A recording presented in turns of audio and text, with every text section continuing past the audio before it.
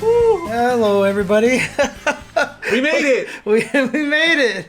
Yay!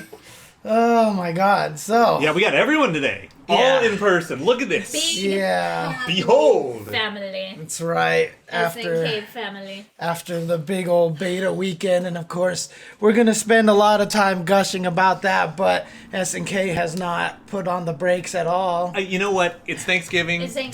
Today, we eating good. No, all I'm saying. We've been eating good. It's been But see, that's the thing. buffet. It's been nonstop. I'm surprised they gave us the trailer because it is Thanksgiving, right? Get out. Anyway, so sorry for the delay. We got our booster shot. I got stabbed in the arm again. Me too. Yeah, I So- haven't gotten mine yet. So I'm dizzy. And so, in the process of that, it took us forever to get back, etc., etc. But let's get into it. Yes. Let's just. I need my waifus. Let's just go. I need the cosplay revision. Oh man, here we go. I just see the word. I know what's good. Oh, yeah, my I don't. God. I mean, I think most people had a pretty strong idea of who it was based off the silhouette. I thought that there was a chance that we would get. No, it's something. clearly Botan. I don't know what you're thinking. Yeah. Yes. Oh dang! Hey, thank you for the donation, Roberto It was Rock PZ. Howard. It Yeah. was Rock Howard all along. Oh, angel. It was Rock Howard. All of dun dun dun dun dun dun. Oh my God, I was wrong. Okay, so the usual. We will be very quiet because we're gonna watch the trailer at full volume. Right. So And, you'll well- still probably hear us screaming over it. But No, hey, like I'm gonna be screaming. I can't wait to watch this. All right. I'm dying to watch this. Screaming time, okay? Yes. All right, let's go. All right, here we go. Angel.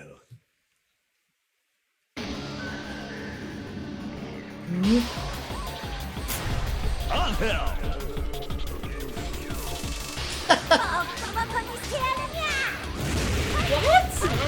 No. You always have that crazy cross-up jump attack? I'm so happy she's got the news. There's that elbow.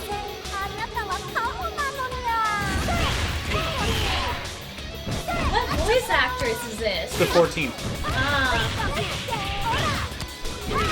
Sounds different. It's a new recording. That's true. All the Fucking shit! all the returning voices, have they re-recorded? Yeah. See, I know you know this character, so the new shit is really catching you by surprise.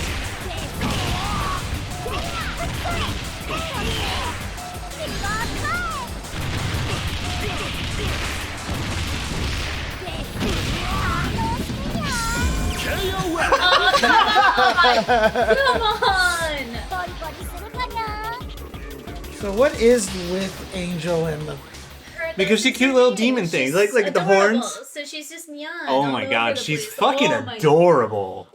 You know what? The face threw me off in the beginning. I did not like how she looks so much right now. Okay, so just to give you all some perspective on how much I like Angel, when she debuted, she actually was vying for Mary's spot. Really? Oh, dang. Okay. She is the closest character to ever having dethroned Mary. But And also- yes, also- no team. Yeah, no team, and I No don't team. think that surprises very many. No, but now we people. got the hard confirmed that like, nope. So this just means that Goddamn right I am. I mean, a here's team is going to be built right now. So I mean, like I said, I don't Yeah. think any of us are particularly surprised because she's not going to be teamed up with Kula, right? So, well, who knows? We don't know yet. Who knows? There's still some craziness coming ahead, right, but I mean, like, so now the theory is K-Dash, Kula, and What are those cats up to? pardon me. I think they're having a dump. no, they just knocked down something. No, It's that on- sounded. That was a hard knockdown confirmed. So I don't trust y'all dummies. call them dummies. Okay. You were worried it was the PS5. Okay. I'm pretty sure that he looked at, like, I think it was Nathan looked at the chair that I had it on Uh-huh. and then scrambled around it and was like, oh Jesus, that's not supposed to be here. So was Nathan trying to kick my PS5? Is that No, what's no. happening? He knocked over these boxes over here Mm. too. So, okay. But because there's no team hint just yet. This makes me feel like, I don't know, maybe the next character showcase might be part of this team. You know, they've been hopping back and forth, so not everything is always in order. Yeah, there's that too. This is definitely reinforcing the nameless theory. Yeah. Okay. Okay. Oh my god. Dude, she got so much. Like new She shit, needed it, basically, though. huh? She doesn't need it. She's awesome already. Was she a good character in 14? She's pretty good. Okay. She needed it. I think 14 is the best she ever was outside of being broken. No, like, does 'cause there's 1 or 2 games where she's absolutely broken. I mean, so is her face pretty significantly different than it was? It's too different. I don't like her face. It's too different. I don't know what it is, but I just don't like it. It looks like borderline random Final Fantasy create a character, and I'm actually not totally sitting right with me. I'm totally on board with it. I do wish that she got to keep her ahoge from before 14. You know, that's something that I'm always like hoping for. Yeah, that they bring back the Hahoge instead of just like slicking it down like a damn helmet now. It's like that was the Ahoge bang right there. Right, yeah. And it's It down should go like- here instead of up here like it should be for all of us that like old school Angel. Now, That's that just me. being said, I do think her model might be one of the most improved from 14. Yeah, from the 14 jump. Okay. Well, I mean, what is... Yeah, no, O2 Vanilla Angel is fucking busted. But, so like, in like subsequent games, she got like nerfed into Oblivion. And then 14, she then became really good and statement. Like, she was like B plus to A tier. Let's be honest, everybody looks better She's hard from mode. 14, so, but it's just, you're coming from someone who... So she's always had this cross-up move. old school Angel. Yeah, it's easiest just to So compare her that's to... just me. It's easiest just to compare to 14, so that's new. That's her new CD. So what was her old CD? There's a straight Okay, kick. so now she does a kick.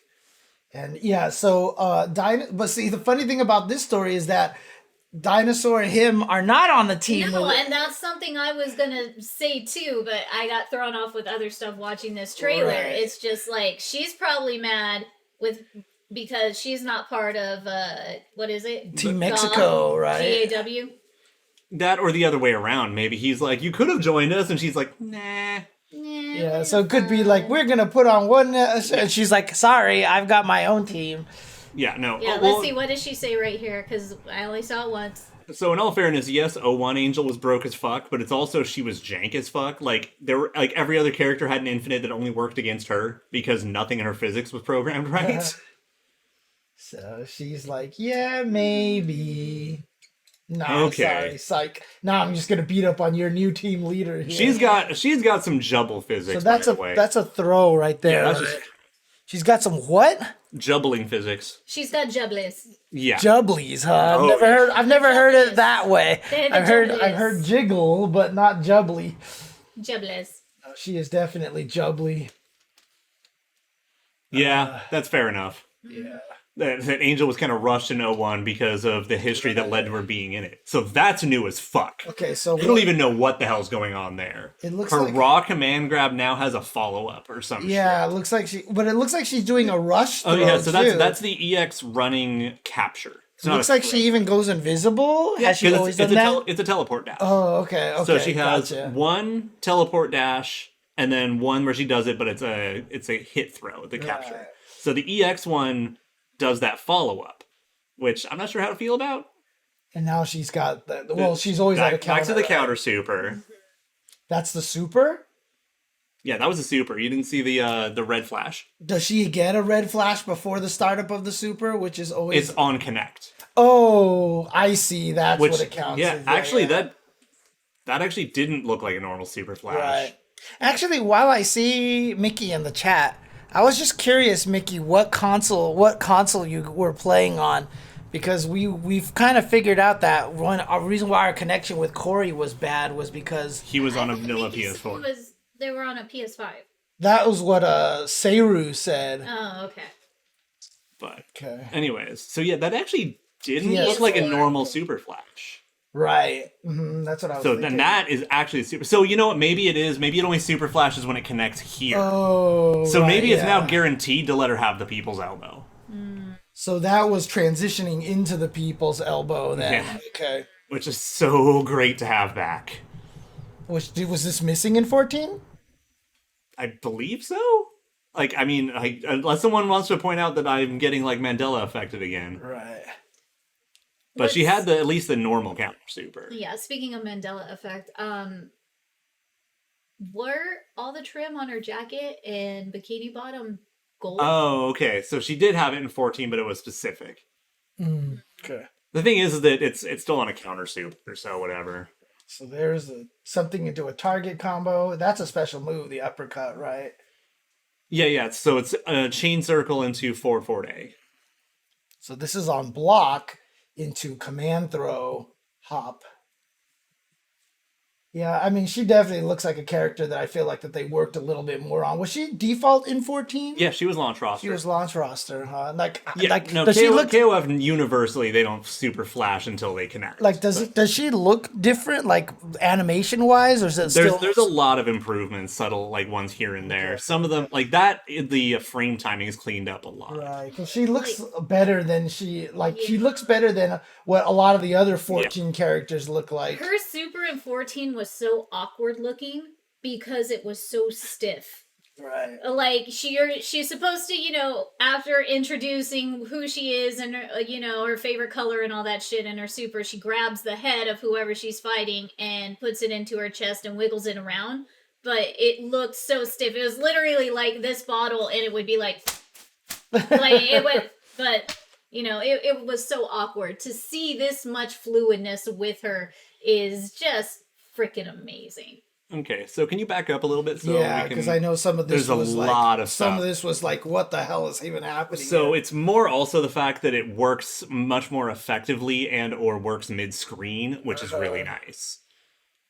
Like that low catching into the EX run, connecting into up, and they're just like, yeah, we're just gonna let you know that. Is that a chain? Is this a chain? Yeah, this is all part of her chain set. Does she have like a Rekka series or something like that? Rekka series with an asterisk. Okay. It's more what she does is she basically inputs a starter that puts her into like chain mode, almost like a stance. Okay, and then she has access to a bunch of other shit. Right. So that whole thing was a chain then right here. So EX run can hit conditionally. Right, but so this all counts as like one of those the special move stance chain Rekka thing here, or yeah, this is all like the chain started, then chain finisher. Okay. Yeah, she literally requires a flowchart just to learn how to play. Okay. Which I did when 14 dropped. Yeah, she actually has like 5 starters. And the thing is, like, there's still like questions I've been having if they changed for her in this game, and we still don't know yet, funny enough. So, like, that big-ass hook kick she keeps doing to start her combos didn't have an EX version in 14. And I want to know if they decided to change that or not. Yeah, it also looks like her rushdown super, this one, might be a little, like, faster and more reliable. Because there were times where it had, like, kind of a janky hitbox, especially in the corner. Okay. Like, just weird scenarios. So that's an OTG, or is that just... That's just literally the end of the super. Okay. Yeah, one of the hardest characters in KOF. No, the hardest. Free.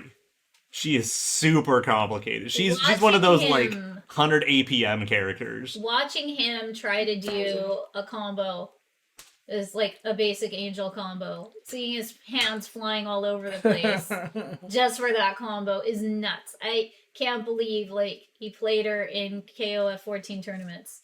It's just like he's literally sweating, and it's only been the first round. Yeah, day one B&B fucking doing like the... Oh my god. Jesus Christ. Yeah. Was that all just canned super animation? Most of it was, anyway. Okay, like, I mean, again, we keep talking about other things and not the trailer at all. Right, yeah. So just go ahead and start it over. This combo, you mean? The trailer. The whole thing? Yeah. Oh, Jesus, okay. Also, yeah, that's a huge one. What's so that? We'll get to that point in a minute. Yeah. Okay. Yeah, there's a lot to unpack here. Right. Should I just skip this single move section here? Yeah, that's fine. I mean, again, the CD is new, and that's really right. nice. Yeah. Mm-hmm. That might actually really benefit her Shatter Strike as well. So this is a command throw. No, that's a regular That's just throw. a regular throw. Okay, so 6B. And then this is this thing, half EX half circle back kick. which is either a canned follow-up here. Yeah, which looks like it is. I mean, they did the same thing to Shermie. Right. So, I don't know. This is their counter. Oh, I actually do remember that it would just kind of do this. Now, the question is will she be able to climax cancel off of this? Off of that splat right there. Yeah, no, now I'm starting to actually fucking remember. So, it's just that it never came up, because how often are you going to try to blow a level 2 counter when you're not geese? Just trying to see. Yeah, I'll definitely be reposting. Oh, jeez. I'll definitely repost my flowchart later, too. So I did one based off of, like, screen grabbing 14's command list, and it actually, like, came out pretty clean. Okay. All right, so here we go. Here's Dekimo and Waudi are both really good angels to watch. So what was that? That was just just back up again because I don't see where. So back forward kick, which is a starter. Okay. So is that a sonic boom? No, not charged. Just back forward. Back forward kick. And then so forward punch, forward A. Okay. That's all she did here. So back forward kick, it got blocked. Up kick.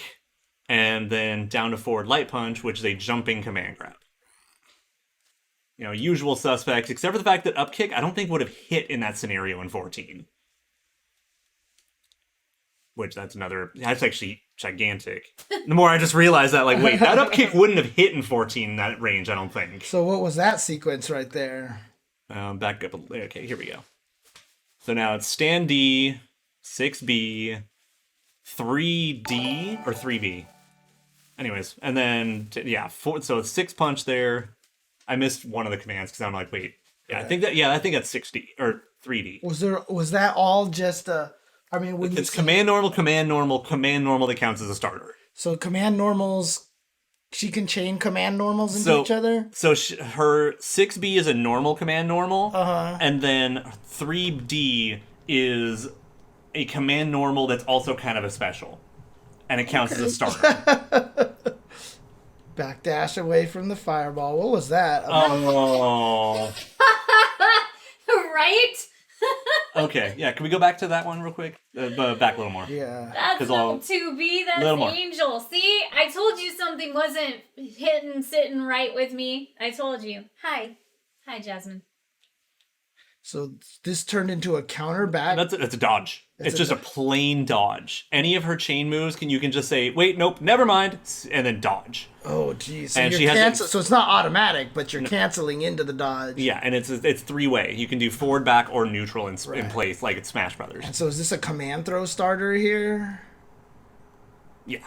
Yeah, that's her command grab. Now, is it a grab or a hit? That's a grab. It's a grab. Okay, yeah. So she starts... Which I really wonder if they made it have a back input because it was reverse dragon punch kick. Okay. Oh, God. So that's just basically command grab into this move, into like a bunch of things. Right. D6B, back forward kick, forward punch, forward A. Yeah, I'm actually gonna have to seriously watch this trailer like 7 times to catch all the little tidbits. But yeah, I think making the down kick into that, I think that's all like buffs that are actually gonna be relevant. Okay.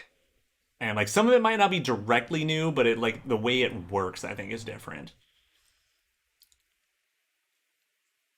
Dude, I am beyond stoked. And I do like the new recording, but it's definitely the same voice actress. So all the returning voice actresses, did they all re-record their voices, or did it sound like some of them were just... Most of them at least sounded new. Yeah, there are reasons for that, Chain Lightning. There are reasons. I can't go into it too much, but there are reasons. And then, are we going to see it here, or is it's the next one? It's the next one, yeah. I think I've narrowed it down to like 7 characters for day 1 now. I'm like at 10. So I actually Oh, I love this character. I played her at every game she's in. Oh no, he's used to it. That's the scary Actually, thing. O2UM is like the only game I don't play her in. I'm surprised he doesn't have like carpal tunnel and tennis elbow because he's been playing her for years. And like I said earlier, it's nuts. When you watch an Angel, also that finisher's an overhead. Angel main So play, wonderful. it's just So if you're so blocking much respect goes into So it. that's new. That is a huge buff for her. Which part? Doing the entirety of the level 2 rushdown super into the climax. Okay. You used to have to do it before the last hit, so doing that like actually lost total damage. You mean what is it, Ginkgo or Gion? It's not Ginkgo. What is it for Midnight Bliss Genitz? Geniko. Thank you. I don't know if I mean was she bad in 2002 UM or Bad-ish. She is basically one of her weaker incarnations because she's fucking ridiculous in every game, more or less. O2UM, she's just kind of okay. Like basically, if you for all the work you're putting in to play Angel, normally you get a better payoff. right? It's basically what it boils down to. It's not that she's bad. It's just that like we're used to her being dumb when you have to work that hard. Yeah, O2 vanilla Angel's fucking busted. Like every touch turns into an infinite. Oh, she just had infinites, basically. Plural. Right. So I mean, basically, it was mistake, bug. She wasn't supposed to be. And that that's her patched version compared to 01. right. So people they just didn't realize they messed up. In other words, Yeah, like they didn't have juggle restrictions on her chain into up punch, which is a launcher. just keep doing it over and over. So you again, basically right? Kara a starter into up punch and things go badly. Okay, gotcha. Yeah, and just for basic examples, yeah. If can we watch it full speed one more time real quick? Oh yeah, melee is nerfed into the fucking ground in UM.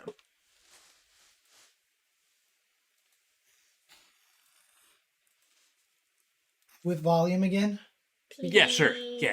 Also, I do love that they used her O2UM theme, which makes me very happy. KMFDM sound and shit. I love the new CD.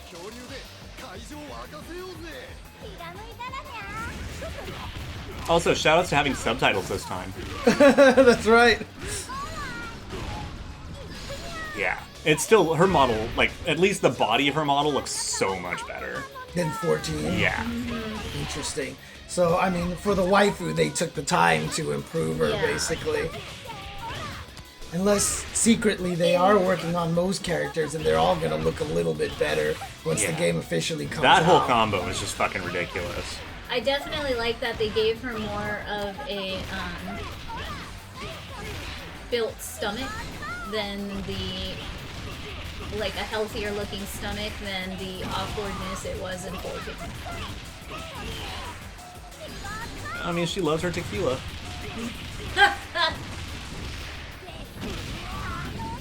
Oh yeah, actually, can you jump back a little bit more? Oh yeah, this is fine. Yeah, the thing is, they didn't really do the unzip in 14 either, because you have to render so much more to make that viable. Yeah. Yeah, that's what we're actually going back for right now.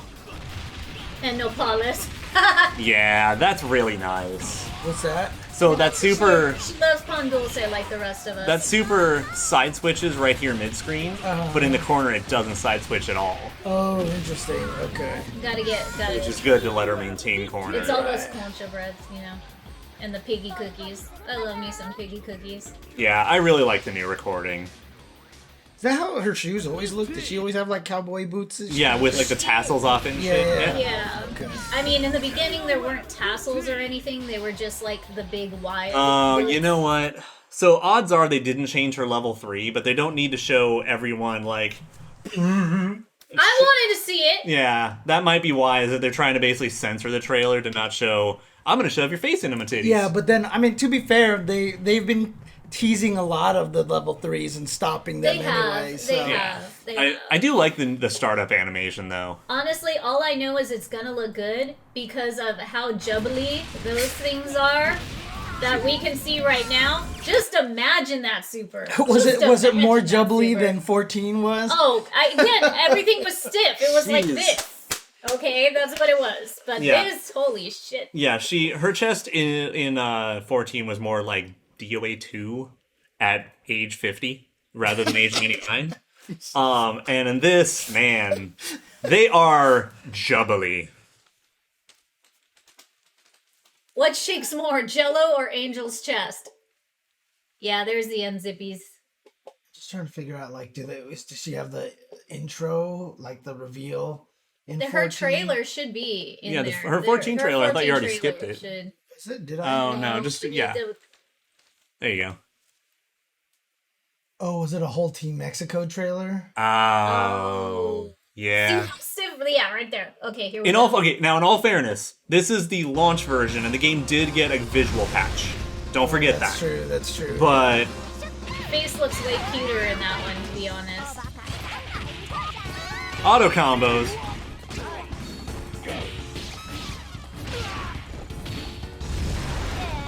See? Face looks way cuter.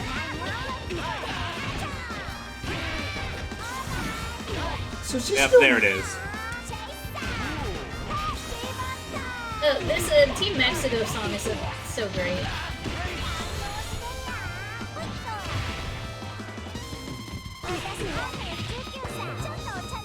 It is so sick. Yeah, I feel like they didn't want to show that though. Yeah.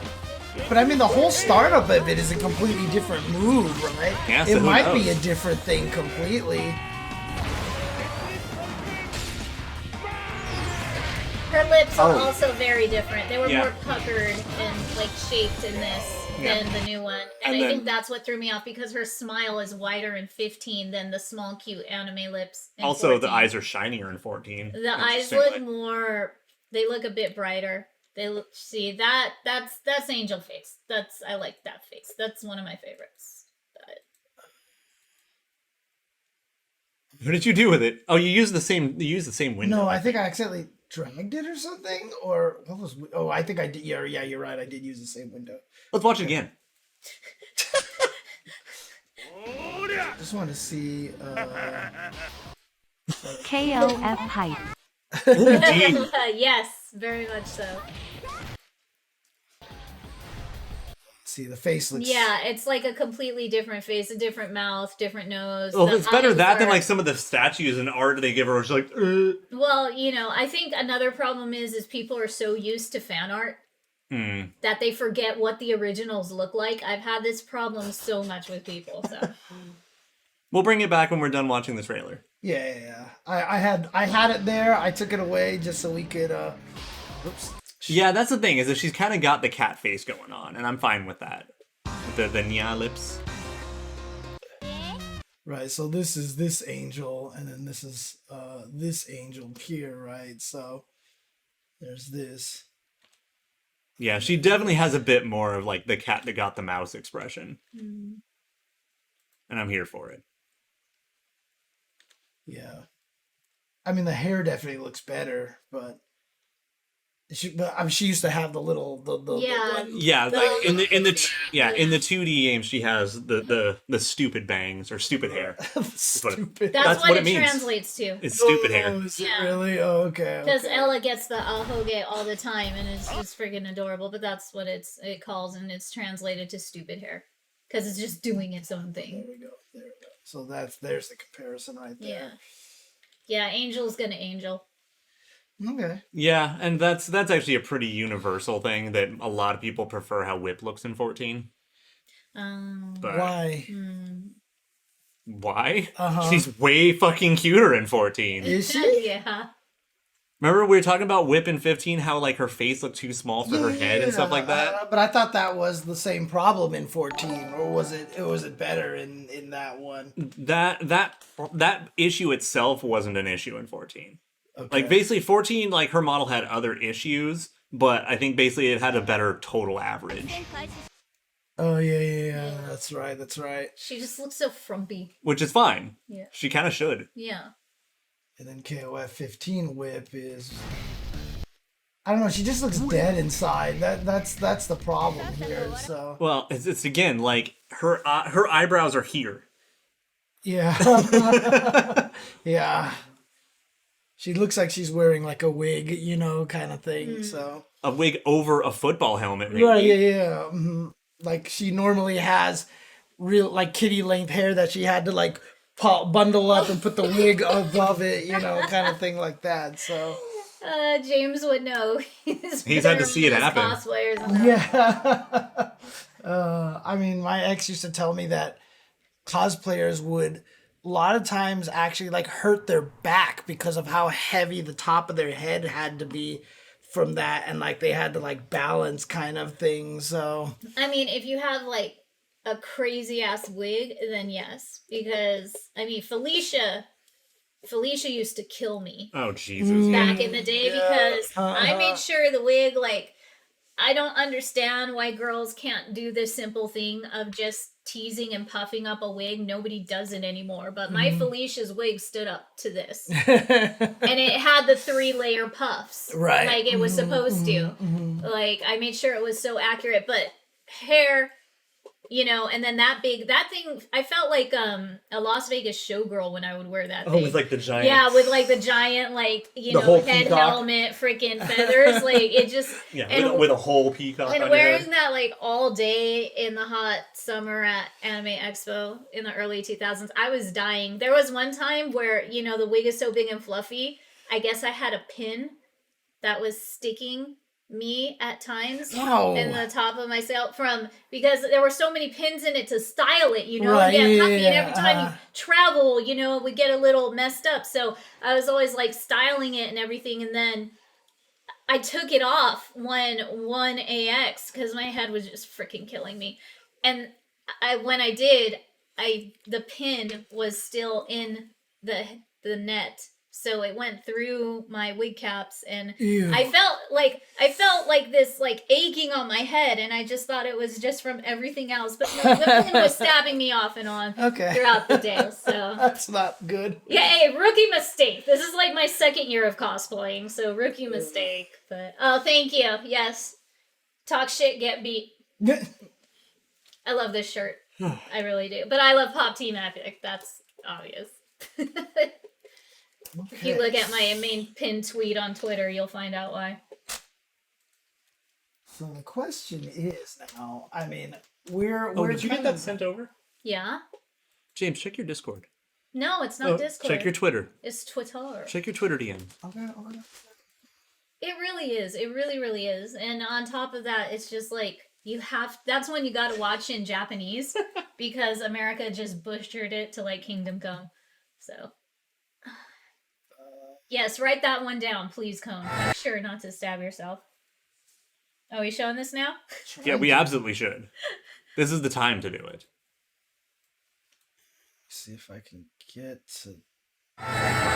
Ow. Yeah, that's a little loud. All right, just because Angel was released today.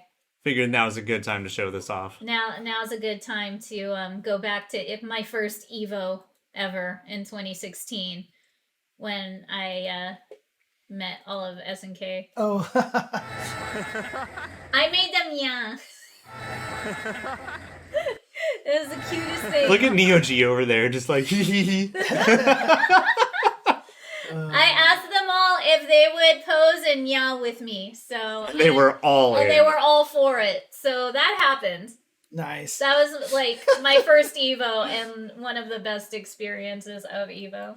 Nice. And then I wanted to bring this up again. Because obviously we have a lot more information here now. Yeah. Right? So now we have a hard guarantee that Angel is in the bottom unknown team. Yes. Because the thing worth noting is that as long as logic fucking applies, the other 2 unknown teams have 2 characters each. We'll do it this way again, so... Yeah, I did Angel in 2016. Oh, shout-outs to Lore Mipsum. But why is that even still there? That's so random. Yep. I did old school Angel because that's my favorite costume. So I was like 2002 outfit. I need to redo it, and now I have the best excuse to redo it. So it'll be brought back. So, Phew. I'm gonna seriously watch that Angel trailer like 18 times today, just so we're clear.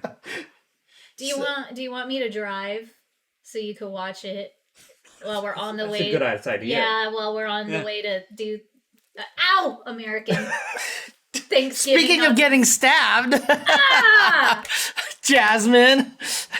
Oh. Jesus, you're getting stabbed by cats all the time, dude. I know. Do you have another Band-Aid for me? Because, like... And just put it on her forehead. I know.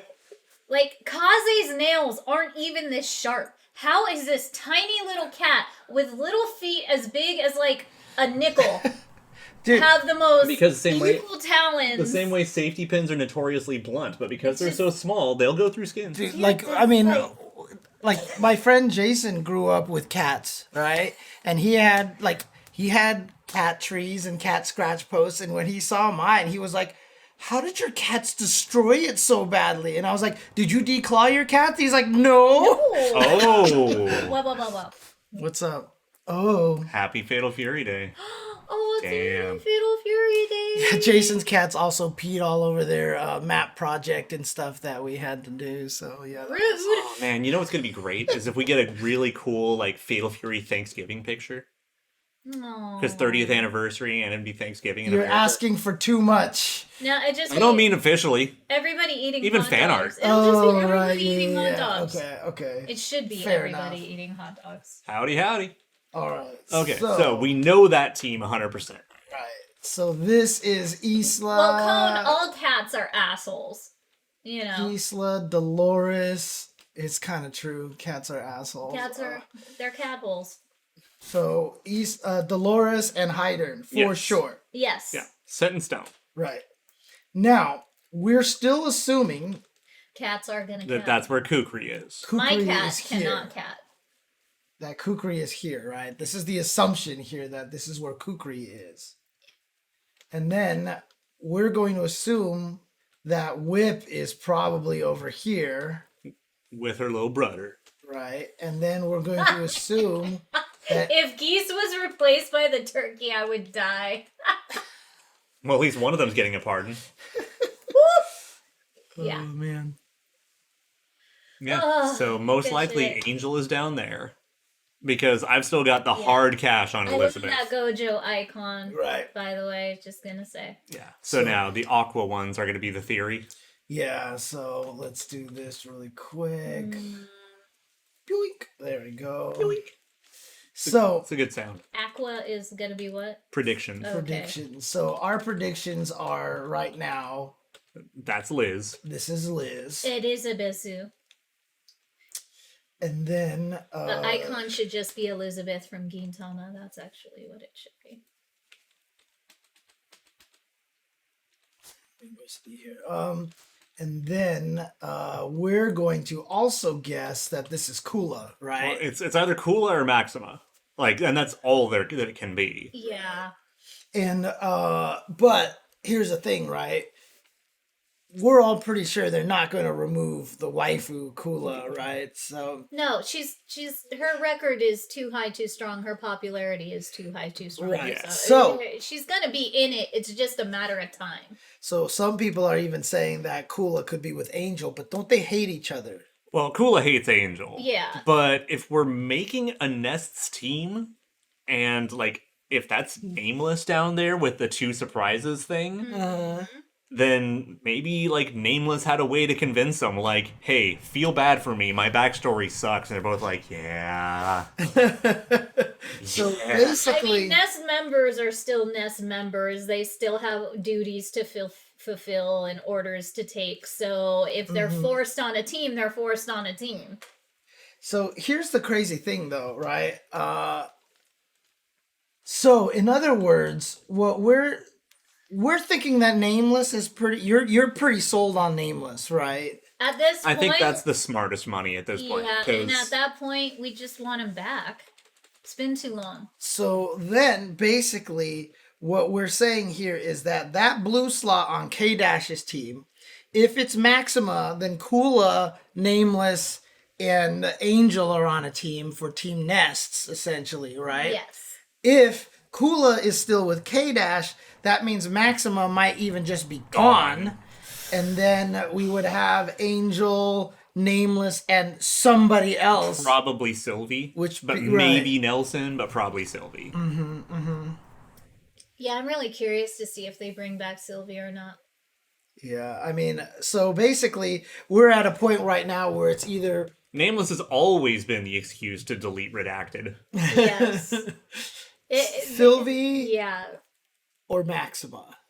That's the big question mark that we feel like we have if Nameless is indeed in there, if Kula is indeed there. I'm going to go with Maxima just because I'm going to be really salty if Sylvie gets back in because if Najee is not going to be around, then I don't really care if Sylvie's around. We are nowhere near predicting DLC properly. We have, like, I'd like to see this. We can randomly guess, but KOF has, like, literally a billion fucking characters. We already did that one episode, right? And it was like DLC UM, and we were basically naming everyone anyway, Right. so it's... That's what I like to see. Yes, let's bring in more Bariki 1 characters. Yeah. Bring back Silver, bring back Guy, let's go. So, again, that's a really good question and a good point by Mighty Max here.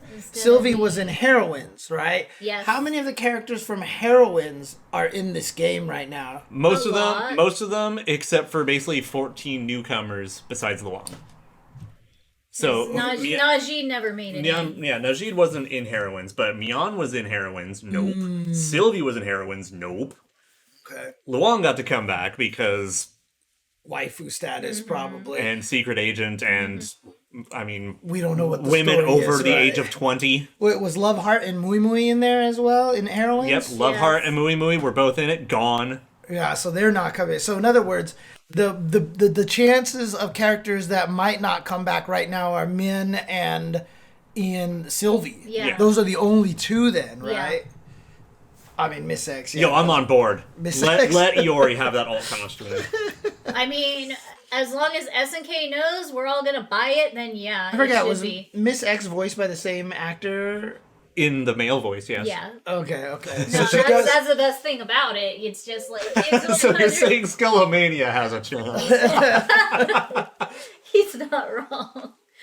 Okay, so the one thing that may lead to potentially Sylvie being in there is because she was in Heroines, right? Yeah. Now, you even said Heroines had like some sort of. Hang on a second. Well, they had what was it? World Heroes. Yeah, Jeanne d'Arc. Jean d'Arc was in there, Right. and I'm just gonna bring it up, or do you want to bring it up so we could do a you mean comparison? Heroines? Just the Heroines, the SNK Heroines roster. We should probably bring that up for comparison.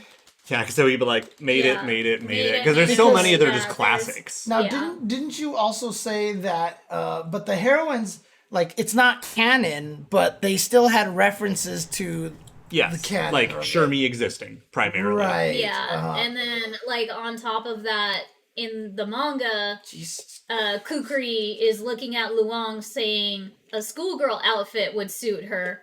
And lo and behold, in Heroines, she's in a schoolgirl outfit. That whole So game it's is just, like, basically it's- just Kukri's fever dream. Yeah, it really Right. is. So So Athena Confirmed. is there. Kula, we're guessing, is gonna More, be there. like, all but we got confirmed. Mai. Oh, fudge buckets! Yes, feel my pain. I did. Good. Mai in Confirmed. there. Yuri's in there. Leona. No Naku. No, so Nako. Is not in the game right now. Right. I mean, wonder if. And also remember, 14 was Nako's first official KOF. Right, but I'm wondering if there is. I wonder if there's any Nom, nom, potential nom, delicious. for maybe one of the DLCs to be an Otherworld team, or perhaps that other maybe unlockable team, whatever. Right. mean, so Those are my big questions right now. Is what the unlockables are gonna be. Yeah, it's just oh, more that Shermie, you, Sylvie. Oh, Zarina Yep. is one that's Which not is also coming. RIP. Well, why is she Rip? But where is she gonna go now? Yeah. What there's- team does she there's fit no, on? Like what We what don't- was it? Brazil like, team? yeah, it was and- Brazil and- team. Yeah. Unless Angel's like, you know what? I'm gonna found my own Latin America team without Ramon. Like that's literally all we've got. What team was she in America. before? Oh, what's up, This Silence team. Bill? Thank you. What was her team D44 before? blank ahead Team South D44 America. hey guys. Hello. But who was on it? It was her, Banderas, and Nelson. Yeah. Right, yeah. Yeah, no, Nelson's gonna be the next Kenso. With his plot just dropped for no reason. So then Love Heart is Gone. no chance. Mien, Luong. Luong made it. So Luong is the only 14 newcomer that's come back. Yeah, you're right. And Fairy Bogart. In this one right here, right? So I mean, as far as the female newcomers from 14, who else do we have in the main roster? I thought she was the only one. I could be mistaken, but oh, you're talking about a woman, right? Not you're just not talking about female newcomers in 14, which is basically the entire cast of heroines. Luong's the only one who came back.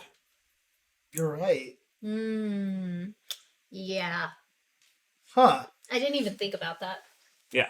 Yeah, no, Nelson, I think, is a very reasonable guess because Nelson has ties to Nests. Right. And it would be cool to let him come back and team with Angel and something. Okay, but so if Zarina had a team, you're thinking it would be her, Nelson, and then who else?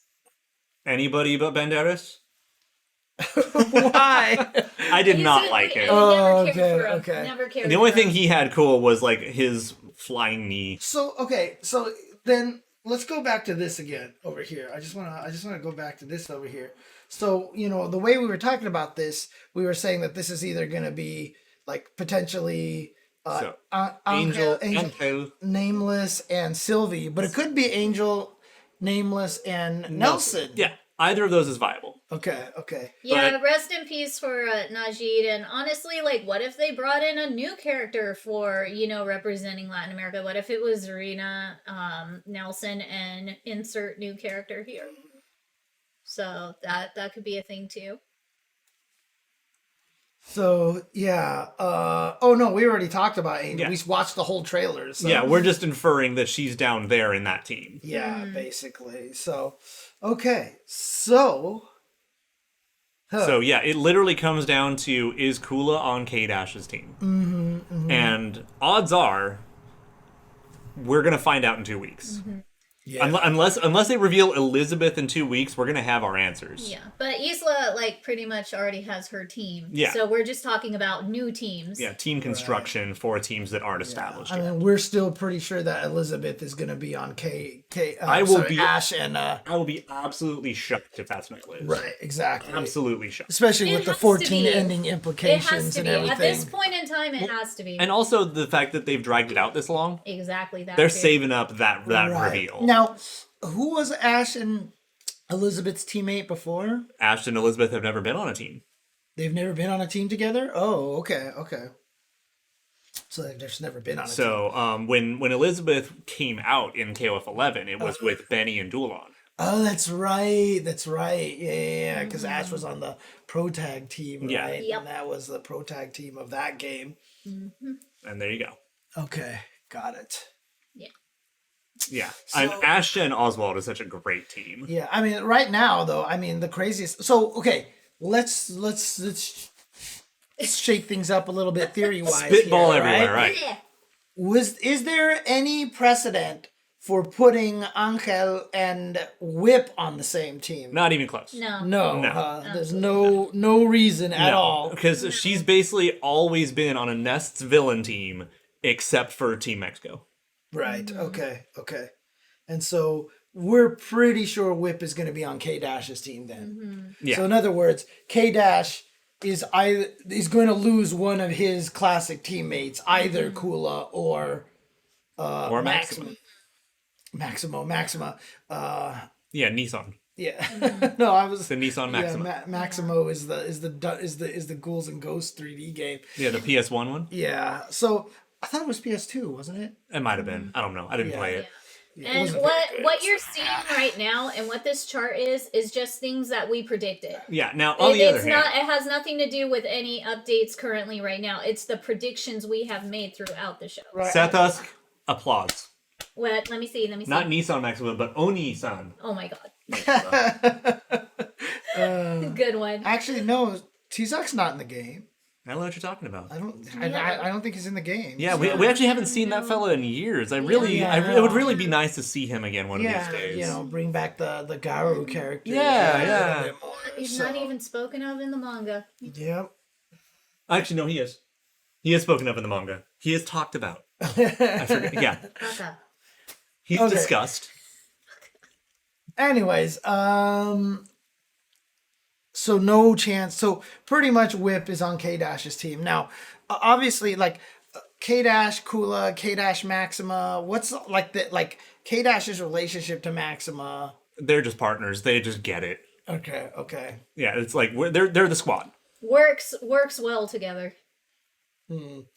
Interesting. So, but K-Dash has never been on a team that wasn't Kula and Maxima, right? Well, I mean, besides when Kula didn't exist. Yeah. Oh, okay. In the first game. So 99, Kula didn't exist. 2000, Kula was a solo entry. Oh, okay. So who was and then his teammate? 2001, she was still on the Nest team, I believe, in terms of the solo entry. Someone can fix that for me. Technically, yes, Redacted is part of Angel's memories, but we're just nobody wants to really talk about that. Yeah, that's the thing. Redacted had to be retconned out, which has made everything with Angel confusing. Yeah. So what? Kukri is with Ash at the moment. Yeah, that's our guess. So my question then again, who was K-Dash and Maxima's teammate originally? Benny and Shingo. And then, who was it in 2000? Was it still them? Or they changed one of them? Oh yeah, Ramon and Vanessa, that's right. Oh, interesting. Then it was Ramon and Vanessa in 2000. Okay, so Benny has just always been on the Pro Tag team. Benny is the championship chaser. He always wants them fucking medals. He's like, where's the cannon going? That's the team I'm going to be on. So Benny Maru is actually more representative of team protagonists than anybody else. Benny is in it to win it. And that's just always been Benny. So oh my god. So Nameless... No, because the only game he appears in is a non-canon game. However, he does have plot, which means that also with Verse dying and bringing back all the lost souls from KOF's universe, it could theoretically make him canon, is kind of the idea. Right, yeah. Mm-hmm. Okay. Plus he's just cool. And so that is one thing, is there's a lot of this game that really seems to genuinely care about the 14 manga. And I think that's a relevant point. Yes. Including also, like, a little bit of Angel's face, I think, is more based on the manga than 14 was. Okay. But Nameless was in the manga then. Apparently, I haven't gotten to read it. Oh, okay, yeah, okay. I didn't fully shame on us. But if that's the case, that's the thing. It's also Nest's, like, leaving a mark on Angel is a factor in the manga. Okay. And once again... Nest was the organization that cloned the Kyos, right? Correct. And I need to watch Shoryu Games video, the Nest arc, I swear. What happened to Nest exactly? It was just defeated and it's gone. They blew up their leader. Okay. Things exploded in space. Okay. Is Nameless supposed to be a Martian? Yes. Okay. Aliens. Not to be confused with Mars people. Better than, Max Impact, where everyone's a fucking alien. I thought they were just magical. Everyone's just magical in Maximum Impact. Yeah, they blew up their leader. Oh, is it literally Ignis that takes over Nelson in the manga? Huh. Yeah, because apparently, like, his arm is Nest technology. Right. He has a robot arm. Okay. I think she's implied to be enhanced human strong. Yeah. Which is why, like... She got injected with the Nest booster. She's got, the Captain America super soldier serum shit going on. Right. Which is why her fighting style is, and I quote, whatever. So, she doesn't have to care. So Team Nest from 01 did have Kula and Angel, but technically SNK didn't make that one. True. So blah, blah, blah, blah. Okay. Good old Yolith. Okay. All right. Well, obviously, this show could run till 11 p.m. if we take our time getting to the beta. Honestly, if we start the beta now, we still might be going till 11 That's p.m. what I mean, yeah. So we should get to the beta. That's what I was about to say. All right. No, I'll wait till the middle. to do a community spotlight. Community spotlight. Yeah. Oh, okay. Yeah, it's just small community spotlight, but it ties in with the beta. So let's just, if you guys want to start talking about the beta, let's go. Yeah, we already went through the character. I mean, we can watch it again. Because remember, it comes out at 6 p.m. because, you know, 6 p.m. Pacific. Because the world gets it, but we don't. The rest of the world gets it, and Japan gets it, but we don't. Yeah.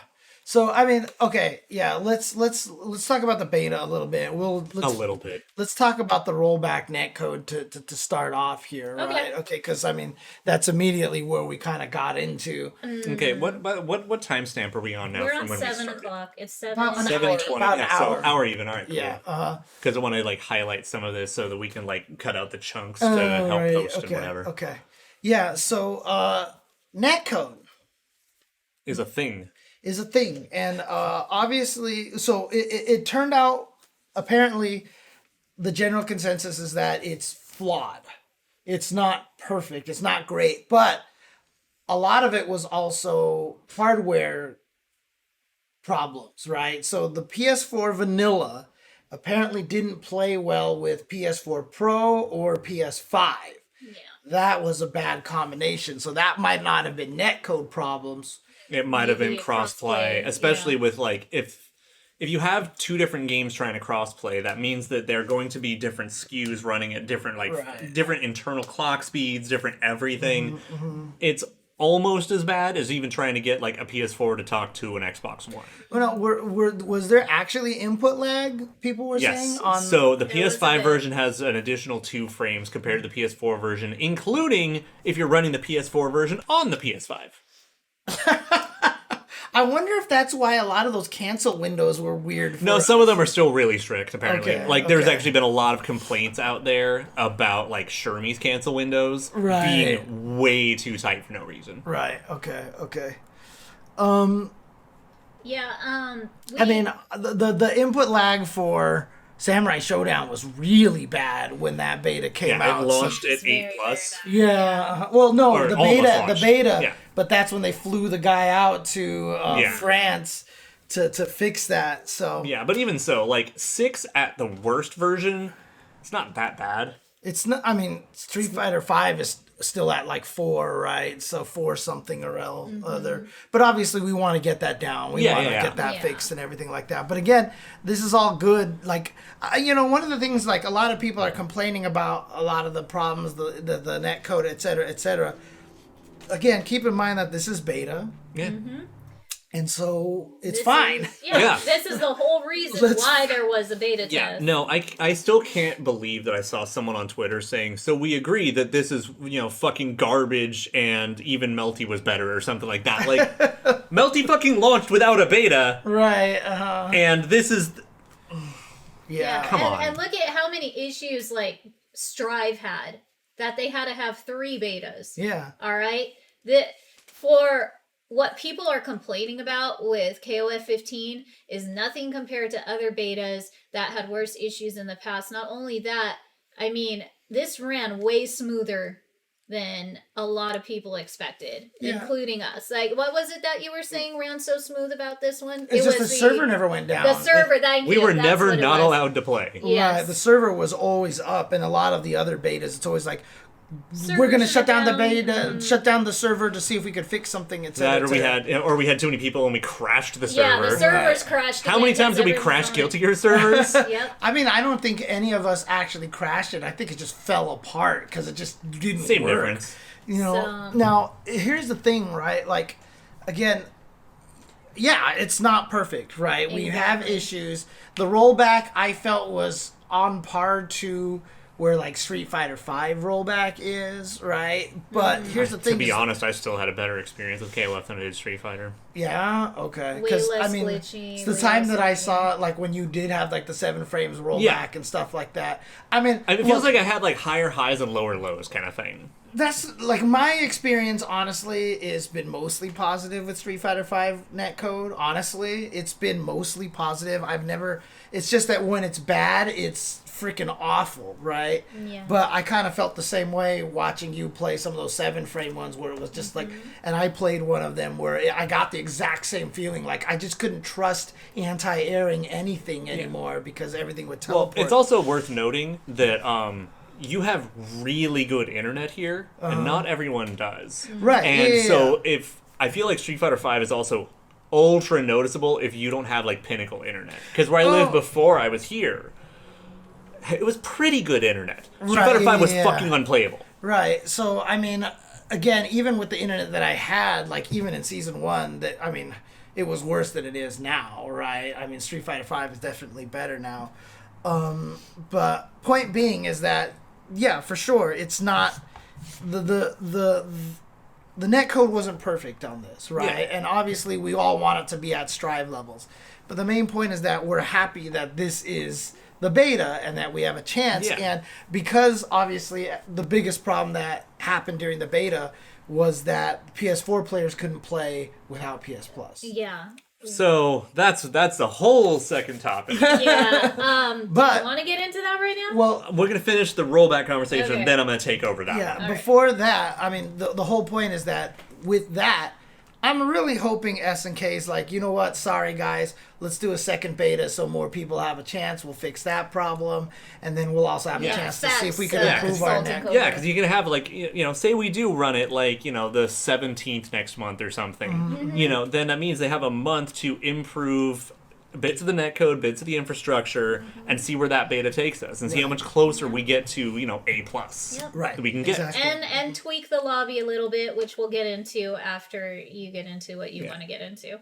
So And it's again, one of the things is that don't forget the fact that we have rollback netcode, and much less it's GGPO, which has all the fucking documentation.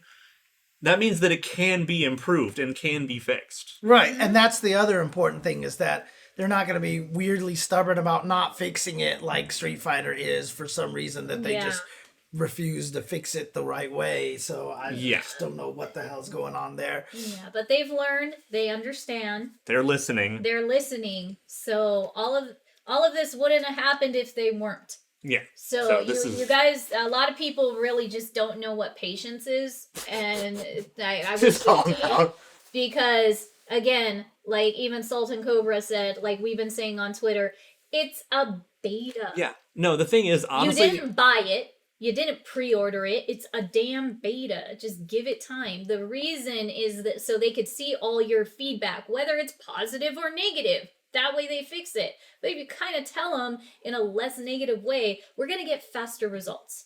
That's the key thing. and you know they're taking it seriously because having the beta and listening to everyone, they wouldn't just throw this out and not care what we had to say. Exactly. Like they're taking this seriously, Yes. and after the past 3 games that they've made, like I think they're learning a lot more about like community outreach.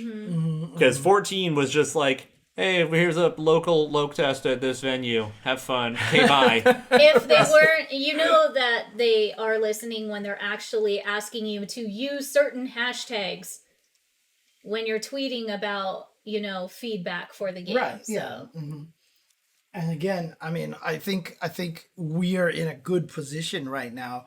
And again, I kept saying it. Melty Blood could have came out a lot stronger too had they actually run a beta, and they didn't. And I think it's very logical to do so. I mean, obviously, one of the things that is very apparent that rollback netcode's not easy to code. Yeah. It's not easy to code. There's a lot of things that can go wrong with it, which is where some pushback might come from on some developer side. It's just because it is a lot much more work, but in the end it creates a better product and you have better matches online. And I mean, that's probably one of the additional benefits of using GGPO is you can use it as a middleware rather than making it your damn self. Because that just makes it that much harder. Yep. Exactly. And you have enough people who have worked with it already that you could probably find a lot of good experts There's out a there. wealth of knowledge for Right, GGPO right. that a lot of other developers just don't have access to because it's not going to be exactly the same. Is there another Under Night sequel that was announced at one point in time? But yeah, exactly. Everyone in Code Mystic can come and help out. Yeah. Yeah, and there's a lot of people and a lot of documentation. And again, fortunately, SNK also has English-speaking developers. So they can reach out to both sides of documentation. Wait, when the hell was an Under Night sequel announced? Was that today? It's news to me. It's not, I mean, I missed that. I haven't heard anything. When was that announced? We're gonna have to look into that once we're through this. Like a month ago? What? How did I miss that? I don't know. What? Okay. Okay. Interesting. Weird. Okay. Anyways, so more of the bad that happened being that PS4 players without Plus could not access the beta. They could download it, could never get in. SNK recognized it was an issue. They talked about it like, we know that we're experiencing errors. We're seeing what we can do. And nothing happened. That's unfortunate.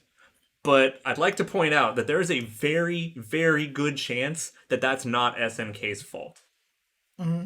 Because A, it worked on PS5.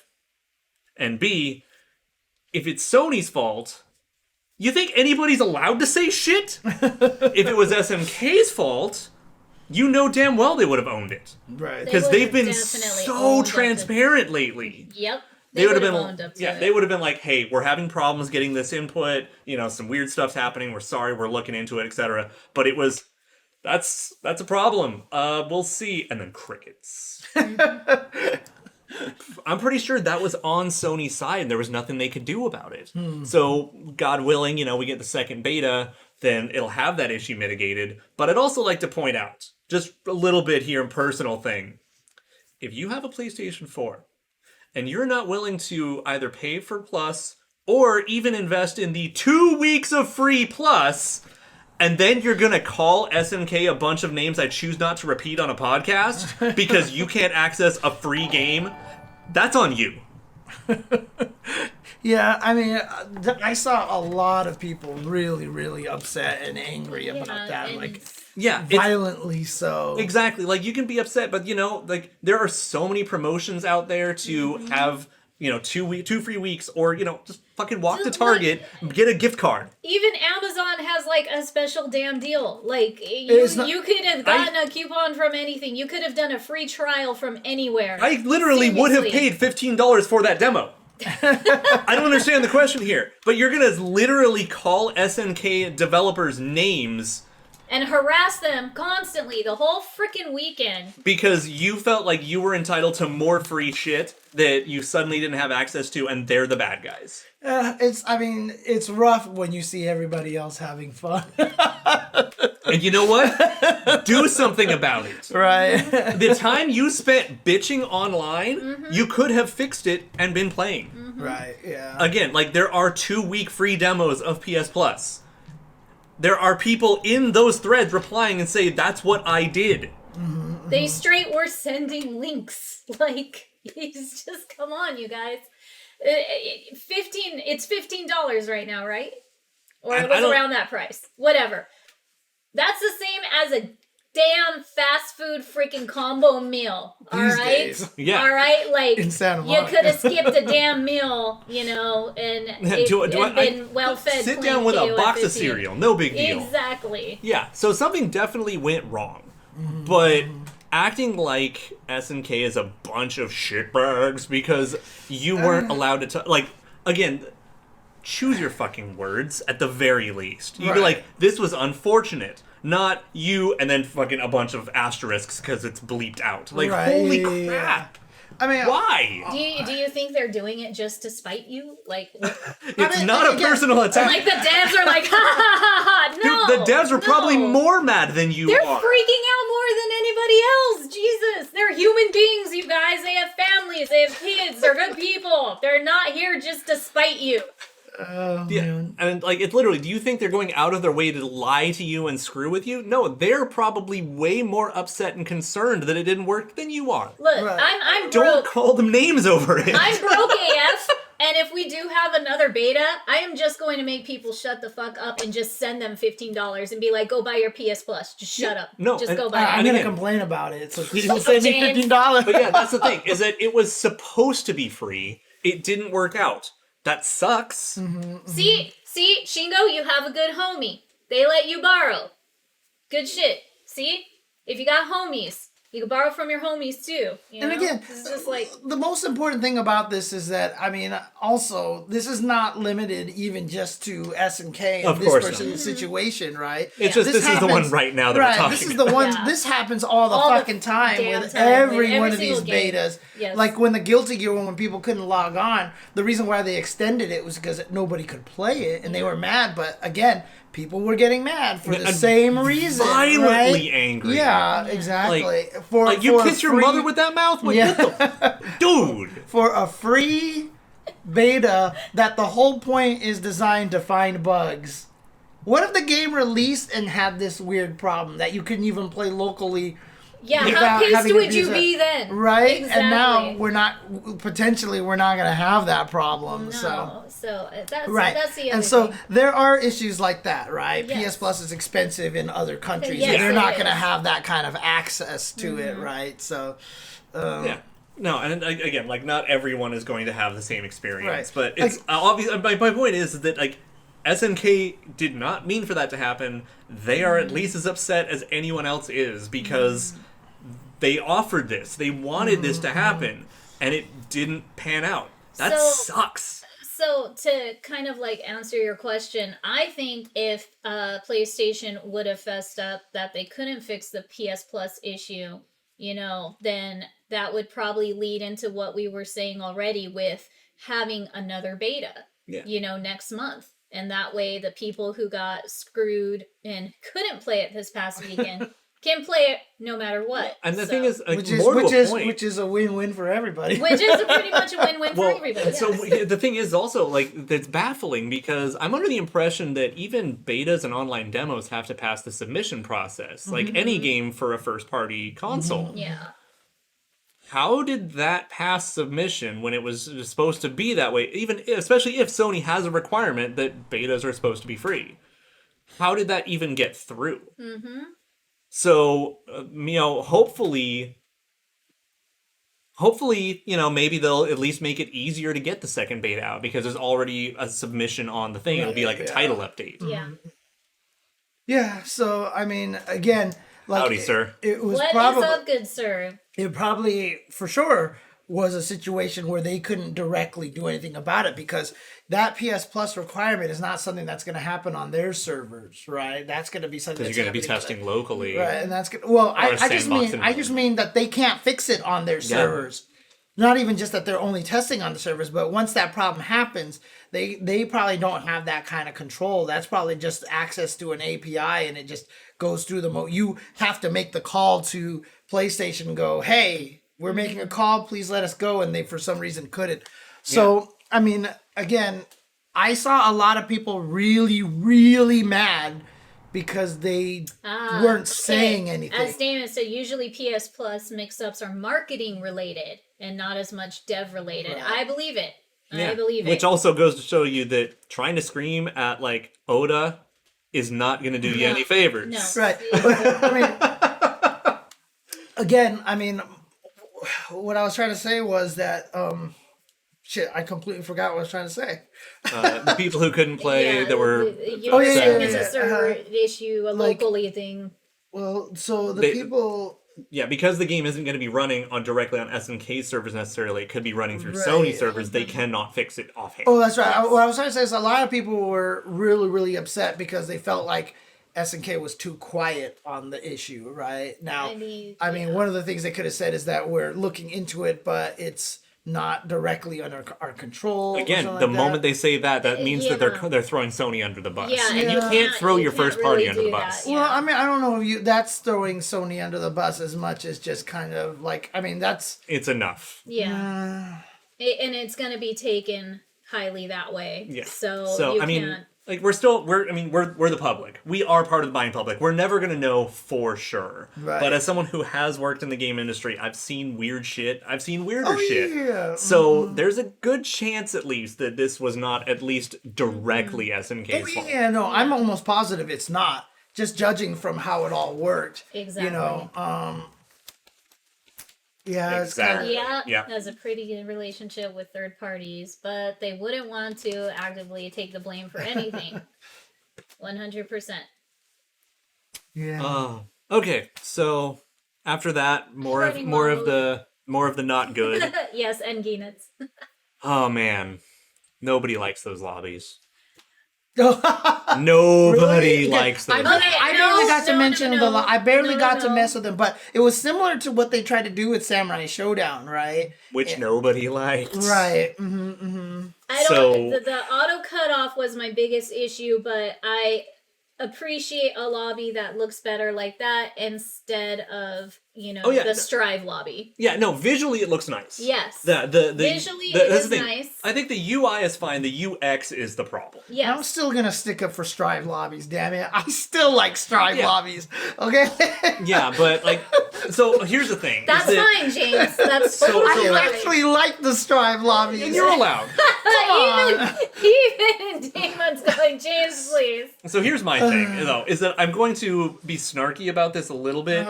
Is playing in an online lobby in KOF 15 is a lot like playing like King of Fighters 95 for the first time. You have 10 seconds to pick your shit or you're fucked. Right, yeah. Have you ever tried to play like KOF 95 and you're like, okay, there's Terry, there's time's up. Yeah. And you have two random selects now. This was me as a kid. No, it's so, that's such facts. Oh my god. We've been there. So true. And so getting kicked out of a lobby because I couldn't figure out how to ready up, probably not optimal. Well, the worst thing about it is we were the ones who created the lobby. So when you got kicked out of the lobby, it disbanded the lobby. Actually, so it may not have disbanded the lobby. It might have actually changed hosts, but we got kicked out of our own lobby. Yeah, that was actually frustrating for everybody to be kicked out and be like, time's up. It was just like... I mean, honestly, my favorite lobbies I've ever seen in an online fighting game still are Marvel's Capcom Infinite. Because it has like 4 pods available for matches, and you can have like a bunch of dudes in the room. And like, I'm gonna go to pod C basically. Someone else goes to pod C. You both press X. All right, cool, we're playing. I mean, honestly, I still think that Exert might have had one of the best lobbies, right? Where it was just a little room with the cabinets and stuff. I really am not fond of the ARC lobbies with the arcade cabinets. I understand them conceptually, and that's the thing. They are really easy to use, and I think that's nice. But in terms of like the aesthetic, they feel like they're a little too much work. Like it's just like I have to wander around and find an open station. Okay, no, that's the BB tag kind of lobbies. Exert I'm talking about the Exert private lobbies. You think I played Exert online? Right. That's okay. The thing, so I thought right. that when you talk about the stations and everything, I think there's Exert private lobby. You could just put in a number of people. There was only 4 machines just sitting there, and that's all it was. It wasn't like you're running around everywhere. Do I even dare bring up Dragon Ball Fighterz lobby? Because right, so Dragon Ball Fighterz, BB Tag was the same way, which even Ranked was a giant lobby where you ran around like that. What I'm talking about is Exert private lobbies where you're not trying to run around with a bunch of strangers. There's only just them. Exert Ranked. Oh, even Sign had basically the same lobbies as MVCI? Yeah. Okay, well there you go. Yeah. So, although, to be honest, seeing little chibi KOF characters run around would be kind of adorable. Would be freaking cute. I'm sorry, that's just me being selfish. But yeah, so the lobbies are unfortunate, especially like figuring out that you have to go back to the fight window to click your dude to ready up. Yeah. That there's nothing about that is intuitive. I'm pretty sure almost everyone inadvertently got kicked out of a lobby at one point or another because it being Shingo's house. Yeah, yes. It's not great. So I would love a different lobby. But who knows if it's way too fucking late for that. Oh, it's way too late for that now. That's the thing. Unfortunately. But, they can lightly tweak it. They can stop that, auto timer GTFO out of the lobby. That's, the main thing that needs to be really fixed. Okay, if you could have one main thing truly fixed from the lobby, what would it be? For me, it'd be that. And that's the thing, though, is that for the past, 3 years... Everyone has been asking SNK to use 14's lobbies. Oh my god. Because they had the same concept. That would be so adorable. Oh my god. And SNK keeps sticking to their guns and using the Sam Show lobby system, basically. That not that many people kind of like. I mean, it feels like since they had already coded that, they just reused it and painted a different UI on top of it. They're probably... The thing is that there's a good chance that basically their lead UI UX designer changed between 14 and all subsequent No, games. you're right. It was a yeet lobby. It really was. The yeet counter. I mean, Jinx Ellie, that's the case of all fighting games these days, and I actually kind of hate it. The fact that all the HUDs are very clean and easy to understand. Minimalism stuff. Yeah, I can go either way. You know what one of my favorite games UI was Cyberbots. Because every machine had a different UI. Yeah. Depending on what they needed, right? I mean, one of them was skulls that lit up as it filled up. I mean, come on, dude. Like, that shit was amazing. I miss that. But Dude, so we all agree on the lobbies that they're suboptimal. Yeah. So speaking of menus, though, I have two minor complaints that actually I don't even call one of them minor, and I know you're gonna thumbs up on this when I get to it. Local versus only has one menu for rematch, member select, etc., which means we're going right back to Street Fighter V's thumbs up esports pose. Yeah. Oh boy. You get a tournament going on. You're gonna have guys going. Yeah. Ready? Are we ready? Are you ready? Are you ready? Yeah. They need to fix that. We need to have the 2-player ready, member select, etc. Yeah. It's just an unfortunate thing that it might be a beta issue. They're just trying to make everything quick and snappy. Yeah. Like, again, those are those little fixes. And yeah, the wind wanna is close that really window blowing over like there? super crazy. So just give me a moment. Okay. I got it. It's hard to close. That window is like super. No, so apparently The tracks are all rusted up and everything it's like okay, that. It's okay, I'll do it gently. But the wind, Oh no, I don't care. You can throw it with all your strength. With gusto. I mean, I want you to because it's that hard to move the window. So it's No, like the wind has been really bad because apparently my car cover on my RX-7 got ripped to shreds, and my Jesus mom Christ. sent me a picture. So now I got to go home and buy a new car cover because the RX-7 is now out there in the elements. So one thing I will say. I mean, this is a little bit different. Not necessarily a UI, but a UX thing. I'm really happy that random mode keeps randomizing every time you rematch. Absolutely. Like, That was I was amazing. literally thinking maybe we should do like the good, the bad, and the ugly, and like get to like a chunk of really good. Oh my god, that's so cool. I was so happy about that. Yeah. That's a nice touch, especially for a game like KOF where people can switch between characters really, really Oh, and the fact easily. that colors are randomized still too. Oh, yeah, That colors is just are randomized, gravy yeah. on that. Although I wouldn't mind it having it come up and letting you choose the colors before the match started. No, because that gives you a chance to like deconfirm and like do that. Yeah, so that just becomes a mess. Right, okay. fair Um, enough. a little Having- to me. Having your menus have basically it's like vaguely loading times to make them yeah, look yeah, nicer. yeah. So when I was in training mode and I was like, go back to member select. Yes. I said yes. Yes, Yeah. because it has to Yeah, bring up the whole window before you're allowed to press up to go to yes. So I said member select no like 3 times in a row before I slowed down. No, Thank you, Sultan Cobra. going through menus and sub-menus should never take longer than half a second. No, it should be basically instant. Like you should be able to be like doop doop doop. And Yeah, because if I know where it is, I should be able to move through that menu fast enough. Any game where the menu you have to go blink, blink, Yeah, and wait for it yeah, is kind of frustrating. yeah. So that's definitely something that they should fix. Will they ever fix it? I don't know. I don't know if that's Yeah, no, what's the quick select options are nice, but Yeah. like it shouldn't take me an extra like second to wait around so that I can go back to the main menu to play my friend. right. Oh. Yeah. You just reminded me of something. The sharing issue.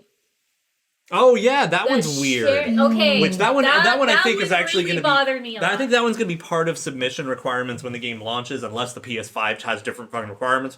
But when we tried to share something from training mode, it actually brought up the pause menu.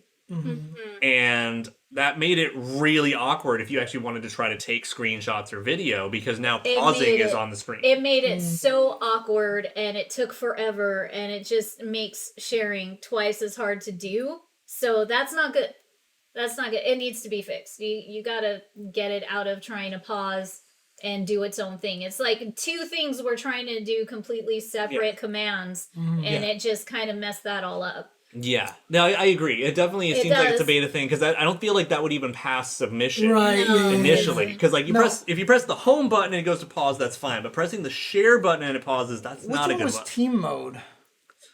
Maybe one of the like, Was that drafting? Was that the drafting one? which I don't know if we ever got around to it. I don't think we did. No, we definitely did. I don't think we got to that mode, whatever. Yeah, I don't know what that is, Sultan Cobra.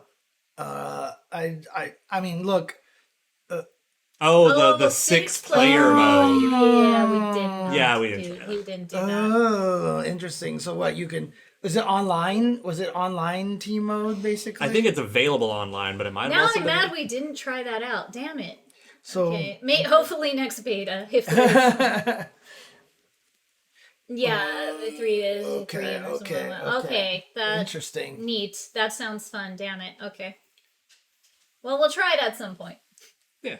But that was my one of my big frustrations was definitely the sharing issue. Trying to take your screenshots. Trying to take my video and screenshots and hold on to that. That was just like a little bit too much. So what was it about it that was bad, Sultan Cobra? I'm curious because that way we can also address that here as well. Yeah. To make sure people know.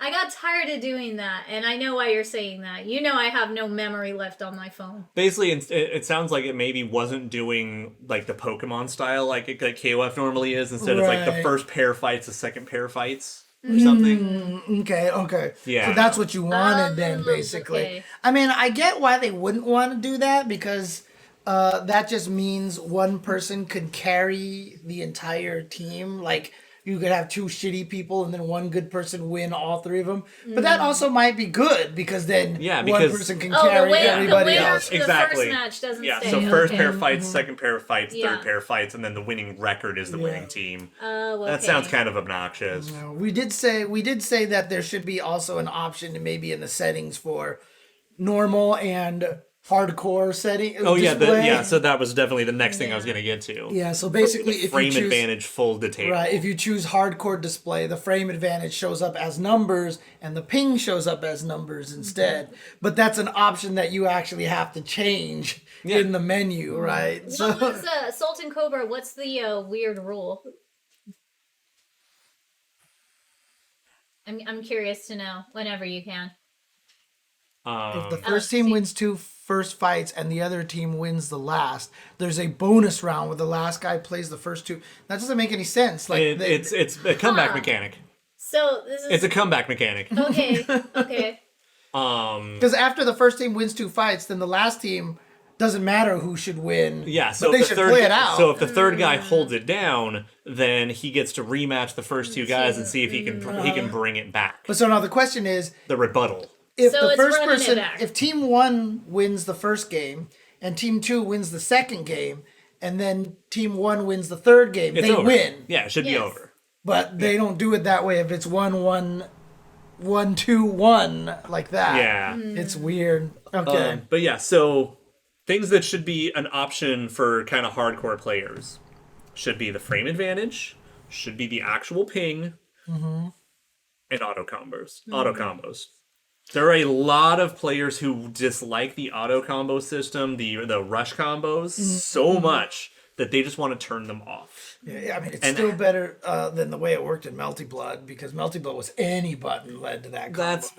But that's apples and oranges Right, too. yeah, it's true, it's true. I mean, I still use some of the auto combos in Melty because of the way certain confirms are. It's fine. But here's the thing, is that some characters are going to want to have the auto combos. Some players are going to want to keep the auto combos, and that's totally fine. I'm not saying cut them out, but give players an option to turn them It's off. basically like the auto jump in MVC3 off of launching, right? You just want to give them the ability to turn those off and on. And that's always a nice thing. And personally, I just want to be able to press 5A, 5A. I would really like that. Just to be able to go jab, jab? Jab, jab. Yep. Oh, okay. Standing jab. I will take that all day. Because also, there are a lot of times where I'm going to do like 5A, 6A, and I still get the auto combo rather than the chain into my command order. And that's frustrating. Yeah, of course. But the thing is, the moment you press A twice, you have activated auto combo. So if you press AAB, you're still an auto combo. Right. Yeah. So AA, whatever button into whatever button is the auto combo. You can literally do AABB, AACC, AABC, I believe, and you're in auto combo. Or at least, exactly. Yes. So the Dragon Ball style, or where you can Or hold Melty. Melty, where you hold back. And you disable that. And nobody has a unique button that's back. And oh no, wait. Maiden-kun did. Charge characters do now. Yeah. Because Leona does as well. Right. So that's the problem there, is that then... Not really, because, I mean... Mayten, they could change the command if they really wanted to. I mean, Leona's not on A, so whatever. Maiden-kun, you could definitely hit A and then for A to disable it. Right, but that's weird. Yeah, and the thing is, we only know about that because... Just to have that option would be good. So that's another thing. Giving players the option to do that would definitely be good. Or to choose if you want to do that. Or Saber X, that. I mean, I liked the fact that auto combos gave you the different ending options. I actually think that's kind of neat. Yeah, because again, in 14, you were just, I'm blowing as much meter as I have. Although, the thing is, I also kind of like that too, because it makes it so that you want to steer away from using auto combos. So you want to get better than auto combos. By making auto combos not have controllability is a way to convince people to not use them. But it's just like having to go way out of my way to not use a system I don't want to use. It's pretty frustrating, and a lot of people don't like it. So just put it as an option in your button config. No, World Heroes 2, No, okay. So going on to bad things, Sultan brought up another one. 4214 red kick and reverse DP motions. Yeah, reverse DP motions requiring the final all the way back input. Oh boy. Yeah, I was not a fan of that. The thing is that someone has pointed out a really good devil's advocate explanation for it. Doesn't make me like it. Doesn't make anybody like it. I'm really not a fan of it, especially because I'm an old piece of shit, and I've been playing fighting games we're on 30-something years, and having to change 30 years of muscle memory because of reverse Dragon Punch motion is pretty obnoxious. That's the biggest issue right there, is that it's weird. Like, my brain, when I think reverse DP, will just do a certain thing. I have to think of it as a completely different, and it's weird. And then a couple of times too, even when I did back and then tried to do quarter circle back, that actually resulted in me in backdashing. But I think that's because I maybe inputted it wrong or something like that. But here's the thing, is that you get the double whammy. You get old fucks like us who can't change our muscle memory, but then you're trying to tell new people that they have to learn another set of motions and remember which one's which. Because 4 DPs, if someone's trying to pick up a fighting game for the first time and they're like, this is a Dragon Punch, this is not a fucking Dragon Punch, why? It's not conducive to anyone. I mean, again, that's a good point too. It might also be because we're on joystick or something, though it feels weirder. But again, there's probably a reason they did it to try to prevent something. At least one person has theorized that the idea is to make it so you can't kind of option select it with blocking. Where if you do back down back and someone empty jumps, or you're doing it too late, then you can still hold down back. By forcing you to go all the way back, you're at least choosing a standing block if you don't press something. And I'm like, that's a little weird, but I can kind of see the idea, but give me back my hardy piece. I mean, look, if Kenso was in the game, maybe, because at least that's a DP motion, right? I mean, for Kyo, what the hell is... How is that going to change? Yeah, you don't use that move defensively. Right, exactly. Like, I mean, I'm just talking... I only bring up Kenso because he has an actual reverse DP, which is a DP, that's the actual... So I can see it for him. Even Dolores can't use it as a wake-up option to blow up a meaty attack. It's just an anti-air. Unless one of the characters here that I just can't think of actually has a reverse DP as a Dragon Punch, but Kenso's the only one that I can think of that's ever had that, right? Like, literally, I don't think any of the other characters have that. Yeah, depending on the game, King might. Oh, did King have reverse DP as an uppercut? Yeah, well, it's her backflip thing. Oh, that used to have invincibility in some games? I think it's like upper body sometimes or something, or just thrust.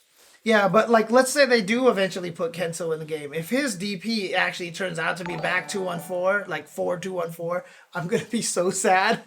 I'm gonna be so sad. Oh, did Sylvie have it? I don't know. Sylvie's not in about 15. I don't know anything about Sylvie. Yeah, we're looking at just the 15 roster. Yeah. I honestly didn't mind it, but again, you guys have been playing games more Right. competitively than I have, so Sometimes- I'm just here just trying to Sometimes learn all that the one motions. frame makes a difference. Yeah, that's the other thing too. Is it felt longer to do? Because it's going to be more than one frame because we're humans. We're not going to do it perfectly. Well, here's another question too. Okay, so Dolores had it and Kyo had it, right? Kyo has a half circle back plus kick. Mm-hmm. And then did Dolores have a quarter circle back or a half circle back plus kick? Why not just make them quarter circle back? Why the back quarter circle back at that point in time? You know what I mean? Like, it's weird. I'm just saying, if you're going to screw up RDPs, then whenever Geese makes it in the game, let him have the full pretzel back. That's the Maybe that's a reason why it's the way it is. I don't think so. I mean, For other characters that haven't been announced yet, maybe that's a thing. Yeah, she has a half circle back plus punch. so there's no overlap. Right. That's the thing is like, obviously, if you give someone a back quarter circle back plus button, that kind of by default means you can't give them a quarter circle back plus button. You think. Right, because then when you're walking backwards and you try to do that, it might come out as the wrong move. So theoretically, you can't really do that. So because of overlap issues, so why even have the first back in the first place? You know what I mean? Why even have that first back? It's just an awkward change. Yeah. But moving on before we just keep being old man please. yelling at Cloud. Thank you for saying it. Throw on Wake Up. Beating meaties. The most divisive choice. Oh yeah. Oh okay. And it's like, I'm not going to side with either one. I think there's value on both sides, but it really is a divisive choice. Half the people love it, half the people hate it. Mm-hmm. Like so. Right. So the thing is that a lot of people who like playing offensively basically hate the fact that they don't have as much oppression on Oki. A lot of other people are like, oh my god, we have defensive tools? Right. What are those in modern fighting games? And it's really, really mixed. Yeah, I think that's a valuable point. It's, we have a defensive tool Right. at Yeah. all. Because sometimes if you're waking up, you're fucked. Here's the thing, right? Having a frame one wake up throw That beats beats meaties. meaties is a very interesting. Like, it's not just a simple does this work or not.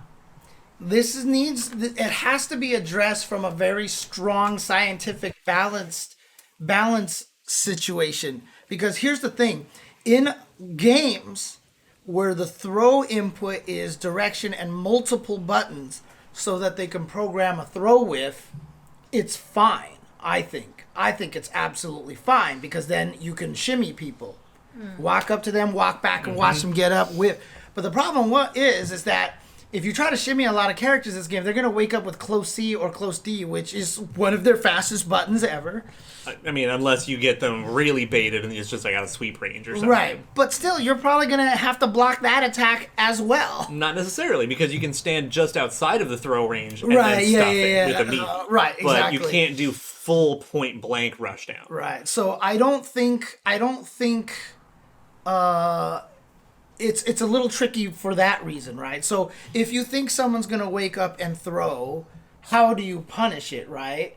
That's one of the questions, because you can't short hop and kill like a whiff throw because Yeah, but you can also just do a short hop meaty instead. right. Which is still going to be a 50-50 because you can make that empty and then go low. And However, the other factor of this is, for example, Street Fighter 2 has wake up throws that beat meaties. They just do. They've always had that. It's always been that way in Street Fighter 2. Same thing. No throw whiff animation. Very OSable, etc., etc.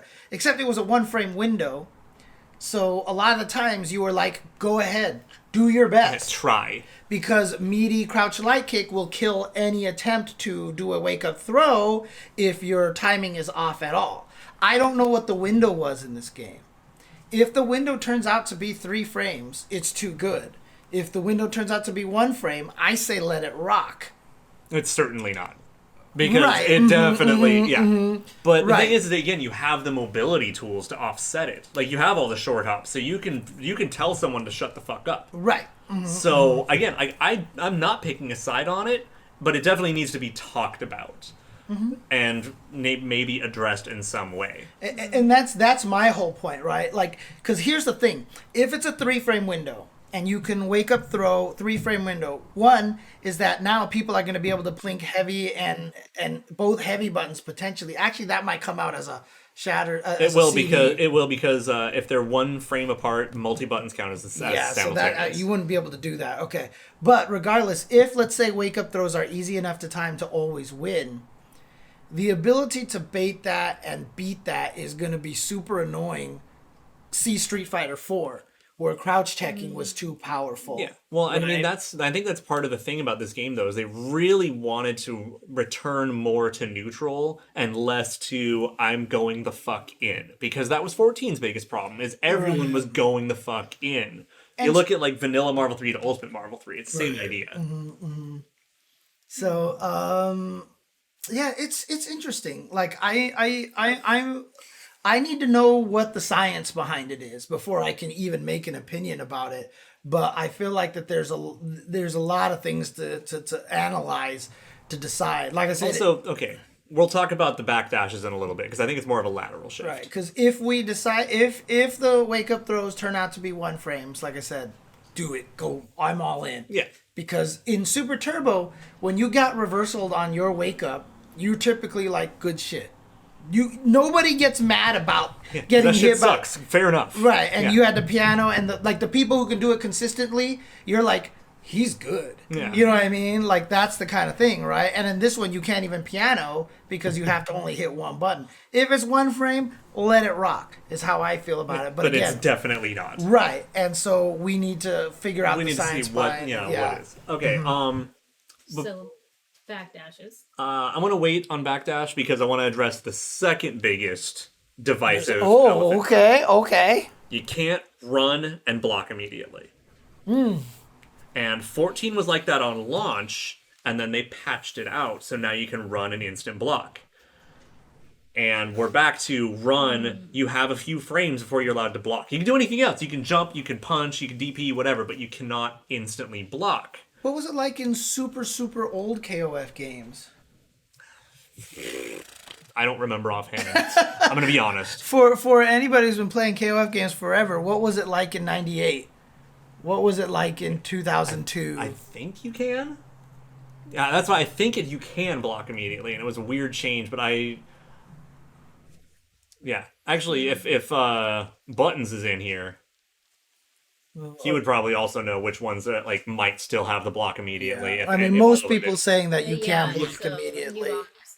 So if that's the case, then yeah, I mean, I don't see why you would change it, bring it back to how it felt before. Because there comes a point where like you might be nerfing offense too much, and it's one that a lot of people aren't happy with, and a few are. Like it's probably the second most divisive choice. And it's something that basically is just going to need a lot of feedback before you get the final decision, and we'll see what happens when the game launches, or even the next beta. Because maybe what they'll do is they'll look at, maybe if we get the second beta, they'll make that change and see how people feel about it. Right. Like Guilty Gear did. Right. Mm-hmm. With the air dashes and stuff. They slowed it down tremendously, and then they even brought it back better, so it wasn't even as slow as it was. So hopefully next month. Okay. So then backdashes. Yes, backdashes are now counter hit state. With the free juggle, with that free juggle reset situation, which is trippy. So if you backdash and you get hit, you're gonna eat shit.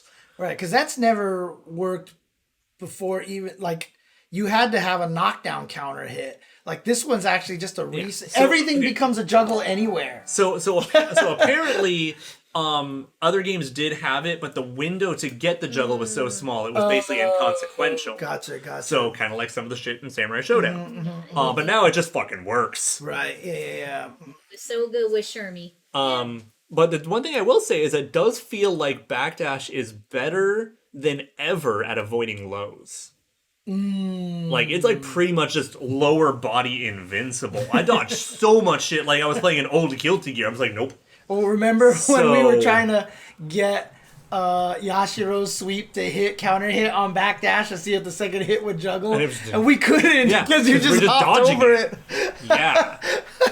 And so I think that's why I was saying, I think the Backdash is kind of a lateral shift. I actually really like the counter hit state, because if you're a really attentive player who can capitalize on that counter hit, it's not like it's a Street Fighter V crush counter where time freeze, spinning knockdown. Right, it's just, missed my chance. It's a read. It's a read. Kind of too, a read, right? yeah. It's more akin to people dashing at a V shift and killing it, right? Well, and then there's also, like, Dolores has a 2-hit close normal, which means she burns it already. Right, yeah. And it's over. So, yeah, like, I'm here for it. I think Backdash being low invul, but being counter-hittable is pretty fucking slick. And I think the idea is that with throw, reversal, wake up, and the Backdash, you kind of have Oki as an RPS system a bit. Yeah. And I think that is kind of okay. You can see that, yeah. I mean, cancel into special or figure out how to follow it up. I mean, you could even theoretically quick max it. Yeah. And like do like stand fears, it counter hit quick max, then deep EXDP and do all sorts of silly shit. Which sounds fucking awesome, by the way. Right. Yeah, exactly. Like, it would be pretty sick if people did that. Or if your character also just happens to have a really safe on block special move that can still juggle out of the air in that situation, you can just go for meaty button into that, right? But that means if you hit them and they were trying to do anything else, you don't get your cool ass confirm of light into whatever. So when you back roll, or when you roll out of any situation, you become what, punishable then? Is it? Or is it just getting out, period? So roll is vulnerable to throws, and roll has recovery, so it can be punished at the end of the roll. Yeah. Okay, so no matter what, you basically get punished if you roll whichever. Yeah, if you just YOLO roll and the other person is ready for it, you're gonna eat shit. I had to roll away a lot from Dolores. So I was always using it. Yeah. And that's why I'm curious about it. Yeah, no, roll is good, but it's not the end all be all. But it's still good. Yeah. It was just the thing that I just kept going to automatically when I was playing like Dolores's a lot. Yeah, I mean, I had to start learning to just bait out the roll and throw you a lot of the time when we were playing. So, but if you know, then you do get those situations. Yes, but it's also like, so the running block thing is why you always got to DP anytime I was coming at you, because I couldn't even bait it. Oh, right. Gotcha. Okay. All right. So speaking of playing the beta and finding out all these things in beta, I think it's time for Community Spotlight. Okay, wait. Are you? No, we just on the count of three. So you gotta just 1, 2, 3. Community Spotlight. SNK Community Spotlight. I'm trying to figure out where we're starting. Community Spotlight. SNK Community Spotlight. We're talking about you. We really need to just do that song already. We just really need to just do that song already. On today's Spotlight, everyone. Yeah, kind of, actually. In this Community Spotlight, I wish I could just name off everyone for another 3 hours, but I'll try to keep it as short as possible. This goes out to everybody throughout the beta weekend that was there filming, posting up information, putting up crazy combo videos, and even having beta tournaments. Dude, I saw offline beta tournaments, dude. Yes. Boss statuses. Okay, so help me remember all the names we talked about. So okay, so Free and All. Shout outs to Free and All. Shout outs to Violent Kane. Shout outs to Dune and Dune KOF. Dune KOF. Shout outs to K2. And shout outs to We got who else? E.T. and Xiaohai running E.T. sets, and which Xiaohai those were running great. You sets. should definitely look into. Big ups to Juicebox. And Jukebox. For Yes, basically yes, writing yes, a yes. guide and primer Yes. to help everyone understand the current state of the game and all the details. Mm-hmm. Who else are we thinking? I feel like there's a couple more we're thinking. There's too many. Ninja Nas, personal shout out to Ninja Nas for all of the KOF community info and helping people out and non-stop streaming like so many others during beta. Shout out to Maximilian for rating us. Yeah. And shout outs to Sajam. and shout outs to everybody else who rated us and vice versa to everyone else. That's just But you know, the community keeping basically it cool. everyone who's into the KOF community and SNK communities and everyone who's into rollback basically put out some level of content during that beta. Yes. And even if you didn't walk away with the highest opinion of it, it still does nothing but good because everyone can learn something. Yes. And also shout outs to the people in our chats and our streams that actually gave feedback back that we were asking for when we were streaming as well. So this all helps so much. Not only us, but the game, the devs, everybody involved. So community spotlight to all of you guys out there. Just SNK community spotlight. The winner is you. I knew you were gonna do that. Yes. It's one of those we really can't thank everyone. Thank you. Rome himself? Yes, Yes. that was another one for the offline tournaments. Yes. Yeah. And there was one I believe that happened in the UK also.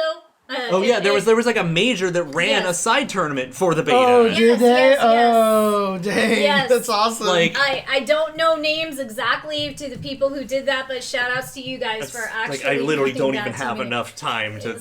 But seriously, thanks to everyone investing in the community, investing in Yes. KOF 15 Very much so. to help make this the best it can be.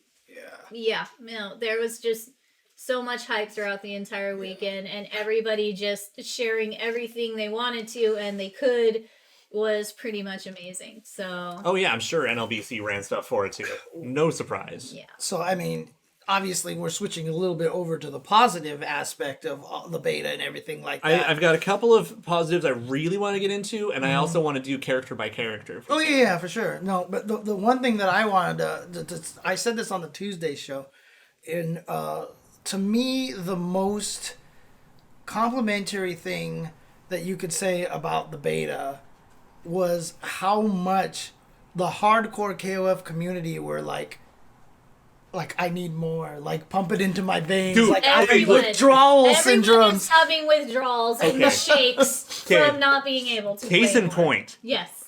Buttons. John Zwando, whatever. I can never. I know him by his real name, but I'm not going to call him out by his real name right now. He is known for being a very opinionated, critical man. He was one of the lucky fellas who his beta didn't end when it ended, and he kept his console on for 2 days. Kept playing Jesus. it. And he really likes it. Yeah. I'm not gonna lie, we tried. I'm just saying, if he likes this game, and that man hates a lot of things. I know I saw him in the chat earlier. If he's coming out with a positive opinion, it's a good-ass game. I mean, look. And if you are still in the chat, I want you to explain how you got it still, because I tried and I kept my PS5 running up here. He just try took it it. out of rest mode, and it just kind of worked, and he's like, oh, fuck yeah. Who was the one who came in and checked it at 7 a.m? It was you? Okay. That was me. I definitely heard I it. was awake and I was like, go check it. Yep, Go I check walked it. up, I turned on the TV, and it was it looked fine and everything, and then I went to touch the stick, and it was beta's ended. I was like, God damn it! No, because I heard you, because I was still awake at the time, Yeah, for sure. I So, was- Looking forward to coffee and KOF. But I mean, to have somebody like Freenel actually come out and say this might be the best KOF of all time, because he said he really loved how the systems are balancing each other out, namely the meter usage for max mode, EXs being not locked behind max mode, etc., etc. There's a lot of KOF fans out there that seem pretty excited. I haven't had a chance to see out what Reynold had to say about it. I didn't see what his I haven't. opinion And was. I'm sorry, one more shout out. Shout out to Romance and the Las Vegas Dreamers Force, because they ran a tournament as well. Yeah. So out in Vegas. No, So it's shout-outs been to a them too. pretty universal thing that, like, if you took issue with 14, you still love 15. Much like when we saw the TGS event, where they were like, this feels more like KOF. Yeah. And So Reynold was tripping. Okay. Okay, that's good. That's good. and you remember, actually, this is probably a few months ago when I was talking about, like, this feels like it's a lot of, like, the greatest hits of KOF, Right, where it's like, yeah, it has all the things that people love from this game, and a system from Oh, this that's game, good and to know. little bits meshing together. Right. And it's like, if you have ever loved a KOF before, this game has something for you. Right. And now I feel that more than ever.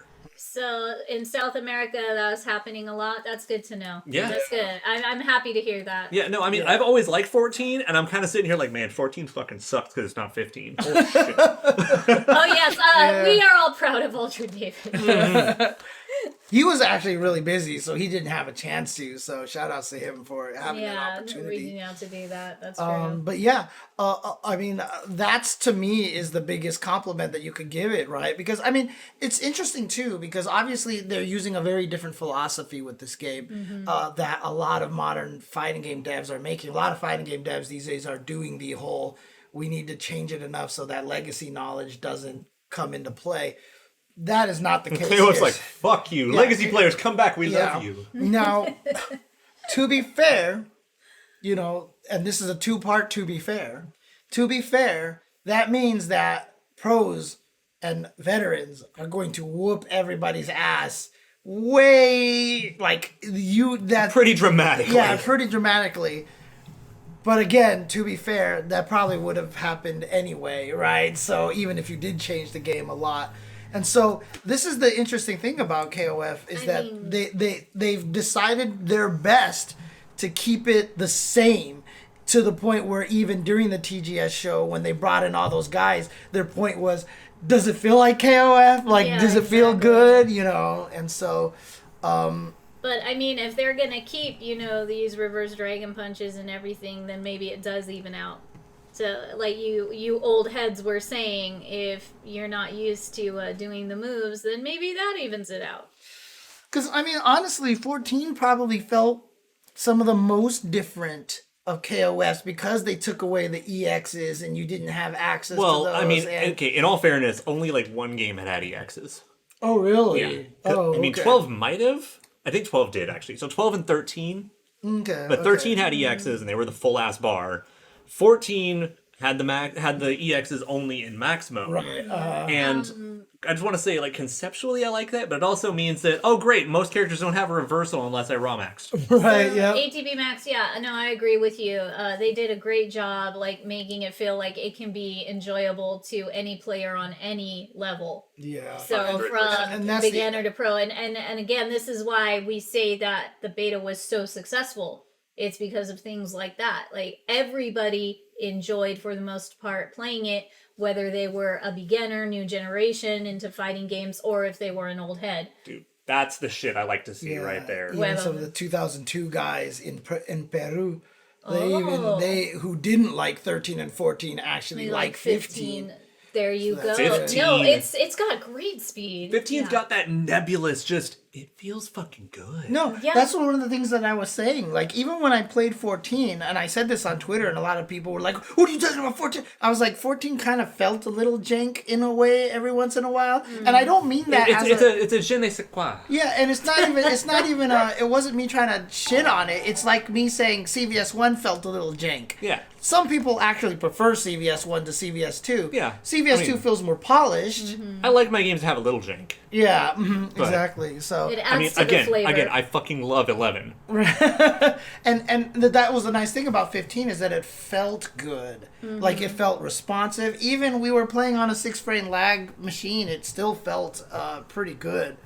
But like I said, the game felt really clean and solid, and very antithetical to a lot of modern fighting games. Again. And this is my whole argument, that modern fighting games are super different than old school games. KOF 15 is actually refreshing. Like, It's actually refreshing. No, it's a Coca-Cola classic. It's classic. They gave us that. You wanted old school Coke, okay? They brought it to us in the glass bottle and everything. They're just with here. the cane sugar. Yes. Straight from Mexico. Yes, this is KOF 15. Straight from is, Mexico. Yes, this is KOF 15. You are exactly correct in that. This is what I was happy about when I even played like the first beta of Strive, right? Which is moves can be powerful again. And, one of the modern tendencies now is if a move is deemed good, it has to be extremely punishable. Thank you. I am Mexican and I approve. Thank you so much. Right? So, that's why I'm kind of sad that Hammerfall is punishable in Guilty Gear Strive again, because I just like the fact that I could abuse Kyo's offensive crouch heavy kick. And I was just like, fucking do it. I was just like, there's no way they get away with this move in any other game. This move is gonna be minus 14 in every other game. If you're lucky. Yeah, and in this one, I was just like, I'm just gonna throw it out because it's a great ass move, Yeah, no, and that shit's like minus 20 on hit unless you cancel it. And so it was just nice to have that kind of feel again. Now, it was obviously character to character. Because, Chizuru, I couldn't cancel the jack shit, and I'm actually mad that Dolores' freaking rock was so safe. 15 being Steam on launch is just huge. Yeah. Yeah. Mm-hmm. Yeah. Yeah. No, universally. Because, even here in the States, there are so many people who don't want to fucking play on console anymore. Yeah. They're all in on the PC. Mm-hmm. Mm-hmm. So... no, but I will be. Twice. Yeah. I'm buying the game twice. Dude, don't even start with me on that, Runeclaw, because I still fucking hate gaming on the PC, dude. I fucking hate it. So do I. I'm there with you. I guess that's my old head talking because I love. Dude, after my fucking Soul Calibur save got deleted because of Steam stupidity 2 weeks in a row, and I couldn't save it the second week. Mm-hmm. I was kind of pissed about that. We already talked about the auto combos. We're just begging SNK to give us an option to turn them off. Yeah.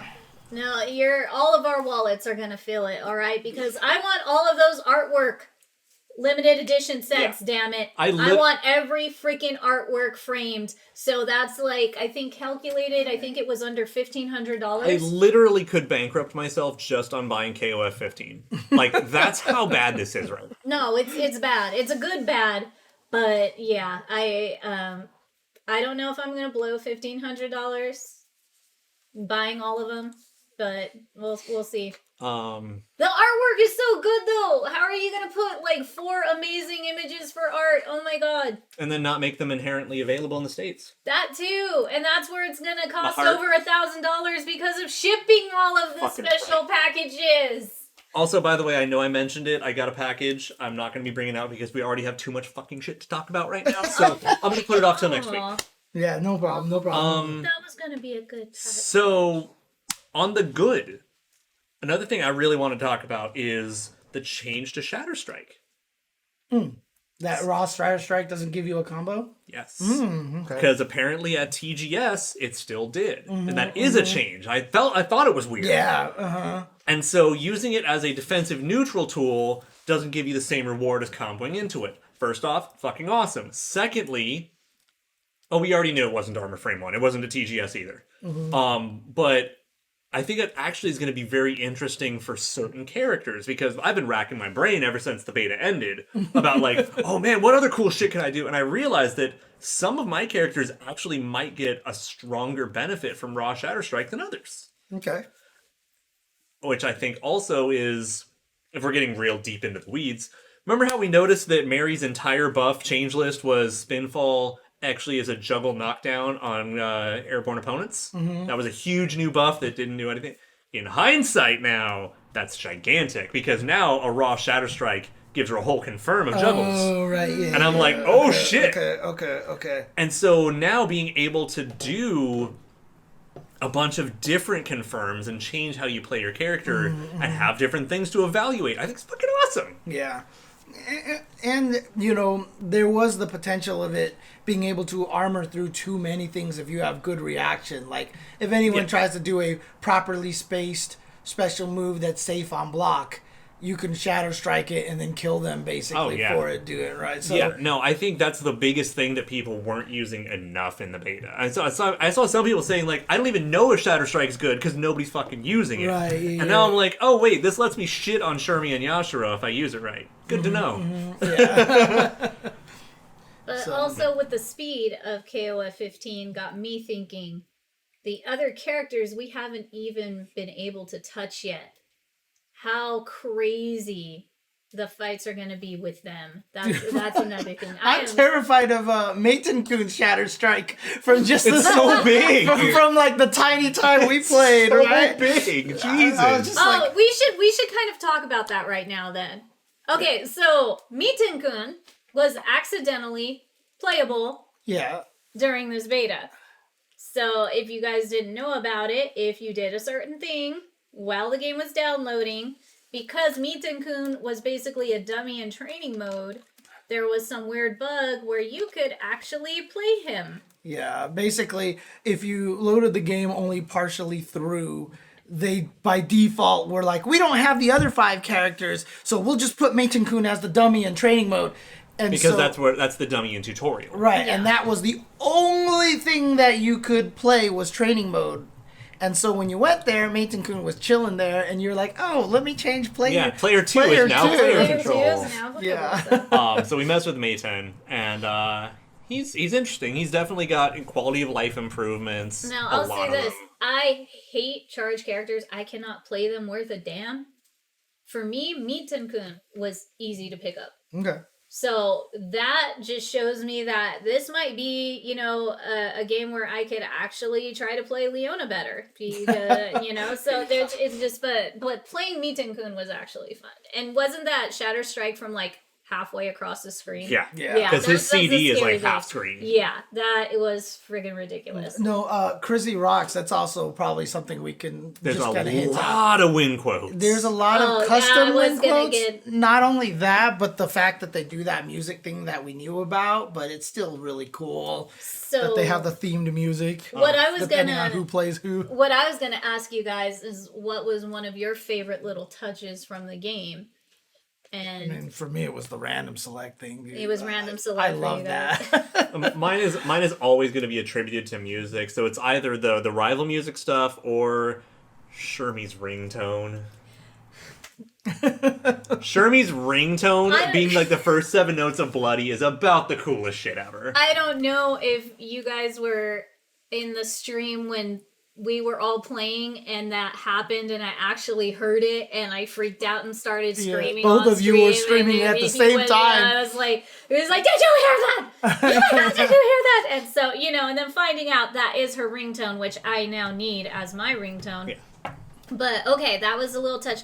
For me, personally, there's like 5 of them, but the number one for me was all of these gorgeous different color palettes for everybody's outfits. Holy shit. Yeah, no, that was amazing. Yeah, which, by the way, just to talk about it for a short bit, KOF 14 launched with 4 colors per character. Yeah. Then they updated the game and it went up to 6. Some characters lost colors in the process. They removed so it them went and to 3 old, 3 new, rather than 4 old, 2 new, and shit like that. And now everyone launching with 8 right off the bat. That's just and sexy. With a possibility of more. It's just so freaking And sexy. most of the colors are really good. Yeah, it's funny how most of these games these days always try to come up with color palettes that reference other games. And represent other characters, other games, other things like that. Shermie's Genich palette is so sick. Heavenly King's color that he pointed out, and the Striker, Shermie Striker colors that I saw. Oh my God, it's just so good. And then Yashiro looking like a damn JoJo's reference. I'm all here for all day long. And Iori looking like freaking Gok, you know, with the blue hair. Let's freaking go. Bart Simpson, The Bart Chris, Simpson yeah. Eat my shorts. Oh, Oh man. my god, that was... I don't know how to feel about that one, but it is funny. So yeah, I mean, shall wanna we just talk about each characters? character? Yeah. Uh-huh. Okay, down the list. Do you want to put up a list of the Yeah, or characters? put up the character select screen from the beta or something, I mean, so we can just poke at there's everyone. Majima Yashiro. But we can open with. Oh yeah, actually, just use that the command list. Oh, I was there trying we to, go. but this is not the command list. This Oh, is the that's other one. that's the one. PDF for the Right, thing. Yeah. No, I agree with you on that. I really think like her Orochi colors, hopefully, or maybe hopefully we just get a whole Orochi team. I'm still, hoping for that. But her classic color, yeah, I'm hoping that's some extra DLC stuff too. Even costume wise. Like if we get costumes in this game, holy shit, we're all gonna be in trouble. Well, we already know of two of them. Well, a good trouble. Yeah, if we get more costumes, yes. So Shermie is automatically got to have her default original costumes. All right, Shune. We didn't mess with Shune We enough. don't know Shune well enough to really make a lot of points, but I've still seen a lot of people talk about that, like, in the grand scheme of things, he's quite good, but he's not as oppressive the same way he is in 14. But he has a lot more, like, mobility and more juggles and more interesting confirms. So he still works out really well.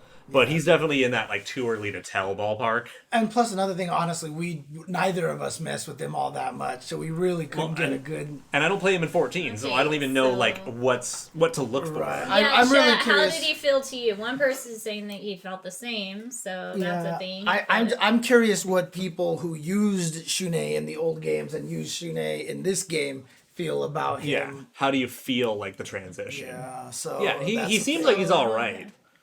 I mean, look, I'm not surprised no one played him in 14 because, she's not even interesting. But, like most of the people... Talking shit. So one of my friends said he did play him, and he said, because they let him have 8 different palettes, I found one that I could look at without vomiting, and so that's when I started playing him. I gotta face it, his Shune's Vaporwave palette. Dude, the Vaporwave palette, oh my god. So good. Same with yeah. Isla's. No. Isla's. It's Yeah, just like, oh my God. Shune in 14 is completely bonkers. Right. Mm-hmm. But Yeah. in But this game, it's like, I don't think we can say enough about him. and I mean, here's the thing, is that, like, he was top tier in 14, he's okay in this game. That's not necessarily saying he's nerfed. The engine changed a lot, too. Right. So, I don't know. There is nothing wrong with Shune's pants. That is like the classic 80s anime retro how you wore your pants. That's what that is. And I love that they put that on a character. Fucking Blitzball wannabe. Alright, so that was like old school anime in the 80s.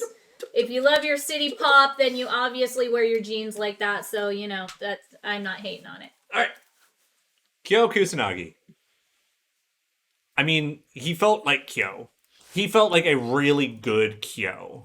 Yeah, I mean, the hardest part for him, it felt like I wasn't sure, like, how... Because, like, I'm used to Kyo from CVS 2, and he did have I think I might have played EX Kyo a little bit more, who had the probably fireball. still had his fireball, yeah. Yeah, and, like, I just wasn't sure what his goal of getting in, or, like, how he played at range, I guess, a little bit. He wanted to get in, but...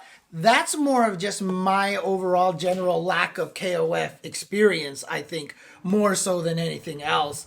Did I even play Kyo? I don't think I touched Kyo at all, actually. No, I wanted to, but I didn't get to. Yeah. And as I kept playing him, the things that I was finding out about Kyo, like, he kept feeling stronger and stronger to me, and he definitely is a damage output monster, I think. Yep. I think once you get in there, I mean, I was doing, like, for just 2 EXs, I was doing, like, a good, like, 400 damage or something like that. And so that's pretty good. He's got solid neutral, and he just kind of shits damage. Yeah, basically. So he felt, like I said, the more I got used to him, the more comfortable I felt with him, and he definitely felt like he has the potential to be very terrifying. Yeah. And Chad agrees. Yeah.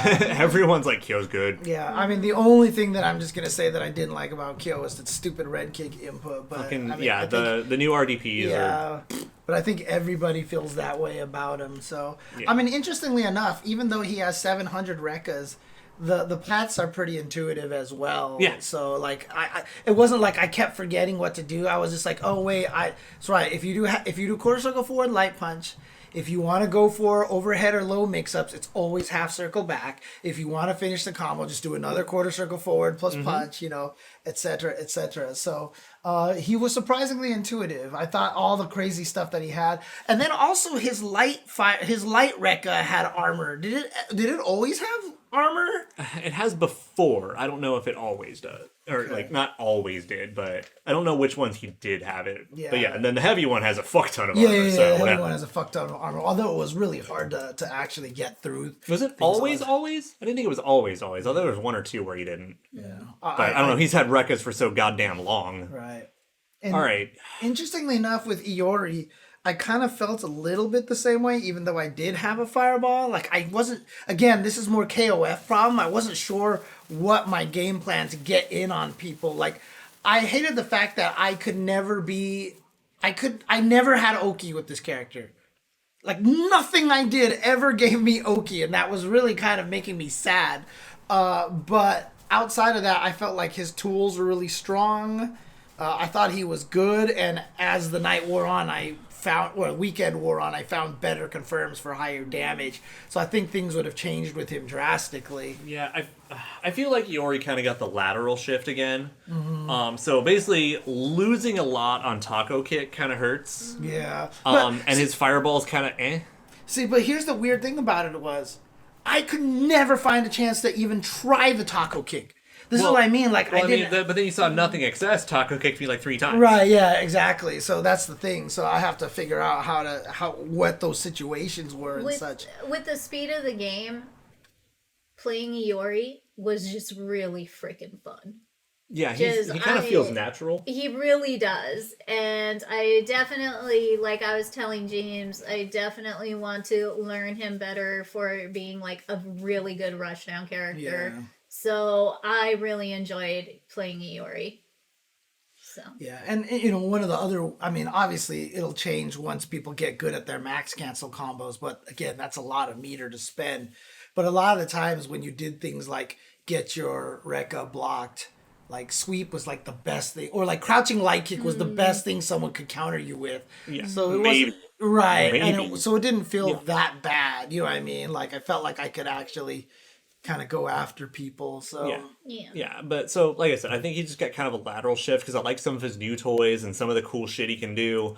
But he lost some of his mainstays. Like, some people are already complaining about his far D is way slower than it was previously. And some people really miss it. And that's reasonable, but it's kind of a trade. And I think there's another character who had a similar treatment in this game. Oh, yeah. Whoa! Shit, What in the Jasmine. name of Christ was that? What did she do? I heard her fidgeting with something. I'm still tormented by that sound. That was disgusting. I don't even know how she did that. There's like a clip or something. Something. No, Jasmine straight said, "Fuck your stream." No, she does that often. Ow. Yeah, something made like a fingernails on the chalkboard sound, and it's still bothering me. I can't tell if she like jumped off the sliding glass door and that was the screech from that or what. I don't know. I'm Jasmine, not here for it. Speaking of the game being fast, that's like Jasmine speed. Yeah, totally. People were just hitting like stand D quick max the same way that people play Karen in Street Fighter V. Press standing hard kick and then V trigger cancel it. Did it work? Awesome. Yeah. With Iori? Oh, yeah, in 14 that was a lot of Iori. Just throw out far D, quick max it. Okay. Right. And so they nerfed far D, but they've also nerfed quick max, so who cares? Like, I don't know. Yeah, Jasmine has DLC, sure. Jasmine wants a broken Iori. She probably is. Okay. She is broken. Okay, so now on to Cheez It. I'll let you open this one because you played her more than we You did. played a ton of Chizuru. You kept saying, "Wow, you're really getting the hang of Chizuru. You're starting to figure out what, like, you figured out what you were doing with her. You kept saying Chizuru felt really strong. I will be 100% honest with you. 98% of the time, I had no idea what I was doing with 98. her. Yeah, 98. 98. It all began at 98, basically.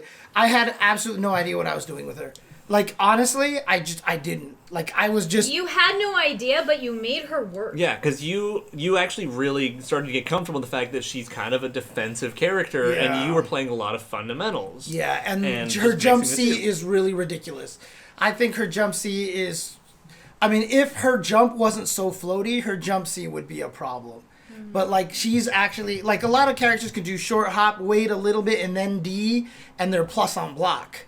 Chizuru, if you did that with her jump C, and even, like, if you stood block it, she was minus. She was very punishable in that. I tested it in trading mode because her jump is so floaty. So she would actually be minus in that situation. I never really played Chizu, so playing her right now, it's just like I really didn't know what to expect. And that's the thing, is like she feels like a weird zoner, but I could never get any of her running attacks to do anything because they just kept getting missy, jump kicked. Yep. Okay, They just get kind of jump kicked all the time. So yeah, her jump CD got neutered. And I'm not sure how I feel about that in general. yeah, But they couldn't even bother giving it the right sound effect. But so with my limited Shizu experience, because I've always sucked with her, I want to pick her up, and she doesn't want to let me. That's Right, kind of how yeah. it works. She still felt very like OG Chizuru in a lot of ways, and so I dug around on Twitter even some, looking at how people who play 98 felt, and pretty universally, everyone who's played Chizuru before was satisfied. Okay. So, we take those?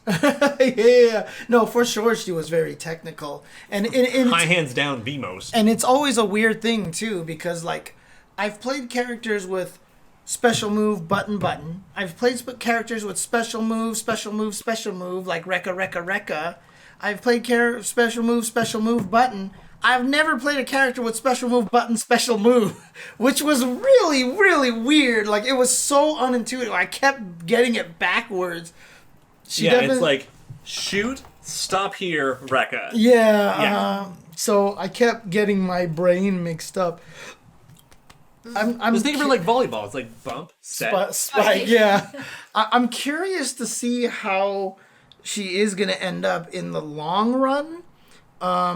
I mean, also the other thing too is like I felt like her range was a little limited, except for maybe stand D, where she does the little swan kick. You know what it always reminded me of? It reminded me of Iroha's silhouette kick in Samurai Showdown, where she does the bird kick. You know, the bird kick. That's what it looks like to me. But she did she even have sandwich setups? Yes. Like, how do you even do a sandwich setup with her? By doing stuff with send the real one out behind them, and then you autocorrect afterwards and stuff. Yeah. Okay. Yeah, she's super unorthodox. Yeah, I mean, she doesn't have really any ability to do a 1, 2, 3 advanced combos. Yeah, and stuff, but on the other hand, she can loop the clone super, so whatever. Yeah. So yeah, she seemed really strong, and as the beta started coming to a close, we started seeing more and more super dumb shit. So Okay. So she'll be fine.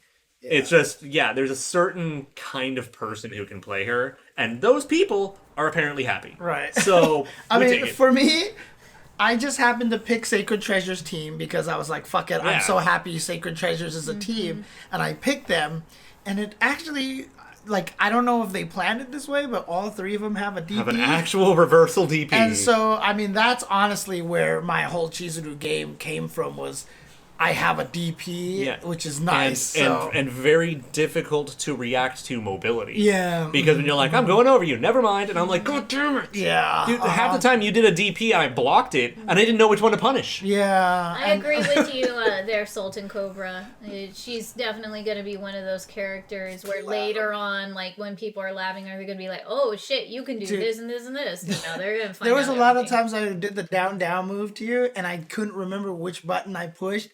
I didn't know what side I was on. The truest mix-up. Right, exactly. So there I you don't go. know where I'm going. You sure as shit don't know No where one I'm can going. predict it if I have no idea. Yeah. So Oh there my you go. God. That's too good. Oh man. All right. Next up, Dolores. Dolores. I'm just gonna say this up front. I'm kind of mad that I said Kinda. that I said she was clearly one of the best in the beta, and you were like, I don't think so. I don't think I she said I feels don't that know. good. Yeah. I said I don't know. And again, I think without the EX teleport, she's just pretty good. The EX teleport is dumb. Yeah, I will say I even think outside of the EX teleport, she's super good. I Yeah. think she's So one thing I did super see good. was that there are a couple of people who were talking about it is interesting that a lot of her moves whiff if you're cornering the opponent. To which I say, that's probably for the best. Yeah. Because she has a fucking move that pushes you towards her. Which would then mean that she can EX teleport behind you in the corner. Yeah, which means you would be fucked. Right. Nobody wants that. Yeah. I mean, She's good. She is super good. But it's really interesting because SNK thinks she's like basically the easiest character to pick up kind of thing. And the more I played her, the more she feels like you have to be very deliberate and specific Yeah, in things. Because her fireballs, the little ground spikes, are fundamentally worse than most of the Hizokus, which do the same thing. They're way more specific, they're way more targeted, they're way less derpy. yeah. And if you do anything wrong, you die. Right. But then you get the EX teleport, which is ridiculous. You get I love the half circle back heavy punch range 2 command grab that gets you at sweep range but not point blank. Haha. And then I do respect that her anti-air throw actually has surprisingly limited range. It's a little awkward. Yeah. But then the EX one's dumb, so let's go. Yeah, I mean, like I said, one of the few things I don't agree. I don't think she's an anchor. I felt like her jump D obviously was super Jump D is good. good. Really, really good. But I pointed out towards the end, I really think it's very, very underrated how easy it is to hit confirm close C towards A into you got hit combo for big damage, or you're blocked fireball thing into, and now you're at that range where she's the best basically because you're scared of rocks all day. And so now she's gonna make you jump, and then you just get anti-aired all day. Like, she has that fireball game because you're just trying to jump to get over the rocks all day. So, Yeah, I mean, so that's the thing, is that YOLO EX teleport eventually is a mistake. yeah, 100%. Because all I have to do is stand still, wait for you to teleport, and then you die. But the fact that you can whiff punish a fireball from full screen is really scary. yeah. And not only that, but she also has a frame one capture super. So, like, you know, you don't. I mean, you were just teleporting, hitting me with C, and I would see the teleport, and I couldn't move my joystick fast enough to the other direction before I got punched by C. Now, that being said, there is one nerf I would like to suggest for her EX teleport that doesn't neuter the move, but it fixes things for good players. Okay. Make her hurt box appear sooner when she reappears. Oh, right. Yeah, because I definitely had it where you teleported behind me, my character auto-corrected, I pressed C, and I whiffed before you were there. That's not okay. Yeah. No, dude, it's nothing like Bison V-Skill. It is so different because Bison V-Skill, you can see it and blow it up for, like, you have 10 years to blow that shit up. This teleport is more like Gongsun Lee's teleport, although not as good as Gongsun Lee's teleport in Samurai Showdown. The trade-off is that Dolores is getting up on top of you and Gongsun's escaping. Yeah, and not only that, but Gongsun actually had to throw out the umbrella, whereas Dolores is just like, yep, I'm doing this now. I mean, I think that I thought she was the strongest character in the beta. I definitely felt like she was scarier than even Yashiro. Like, I know Yashiro is a scarier character, but Yashiro makes sense. Yeah. Like, I understand what his game plan is. I can fight that game plan. When I'm fighting against Dolores, it's like, should I jump? Should I... What? Oh, and then teleport? What? Yeah, you now know? that being said, I do think Dolores was top 3 of the beta 100%. I'll give you Yeah. that. But Yashiro and Chris exist. Yeah. And that's pretty much the rest of the top 3. Yeah, for sure. Yeah, Yeah. no, see, exactly. Yashiro might be the strongest, because Dolores was definitely one of the scariest. Yeah, I think for that's sure. fair. Yeah. Now that being said, I do agree that Dolores having meter makes her exponentially better than without meter. So Dolores on point is probably a mistake, but Dolores second I think is the way to go. Right, yeah.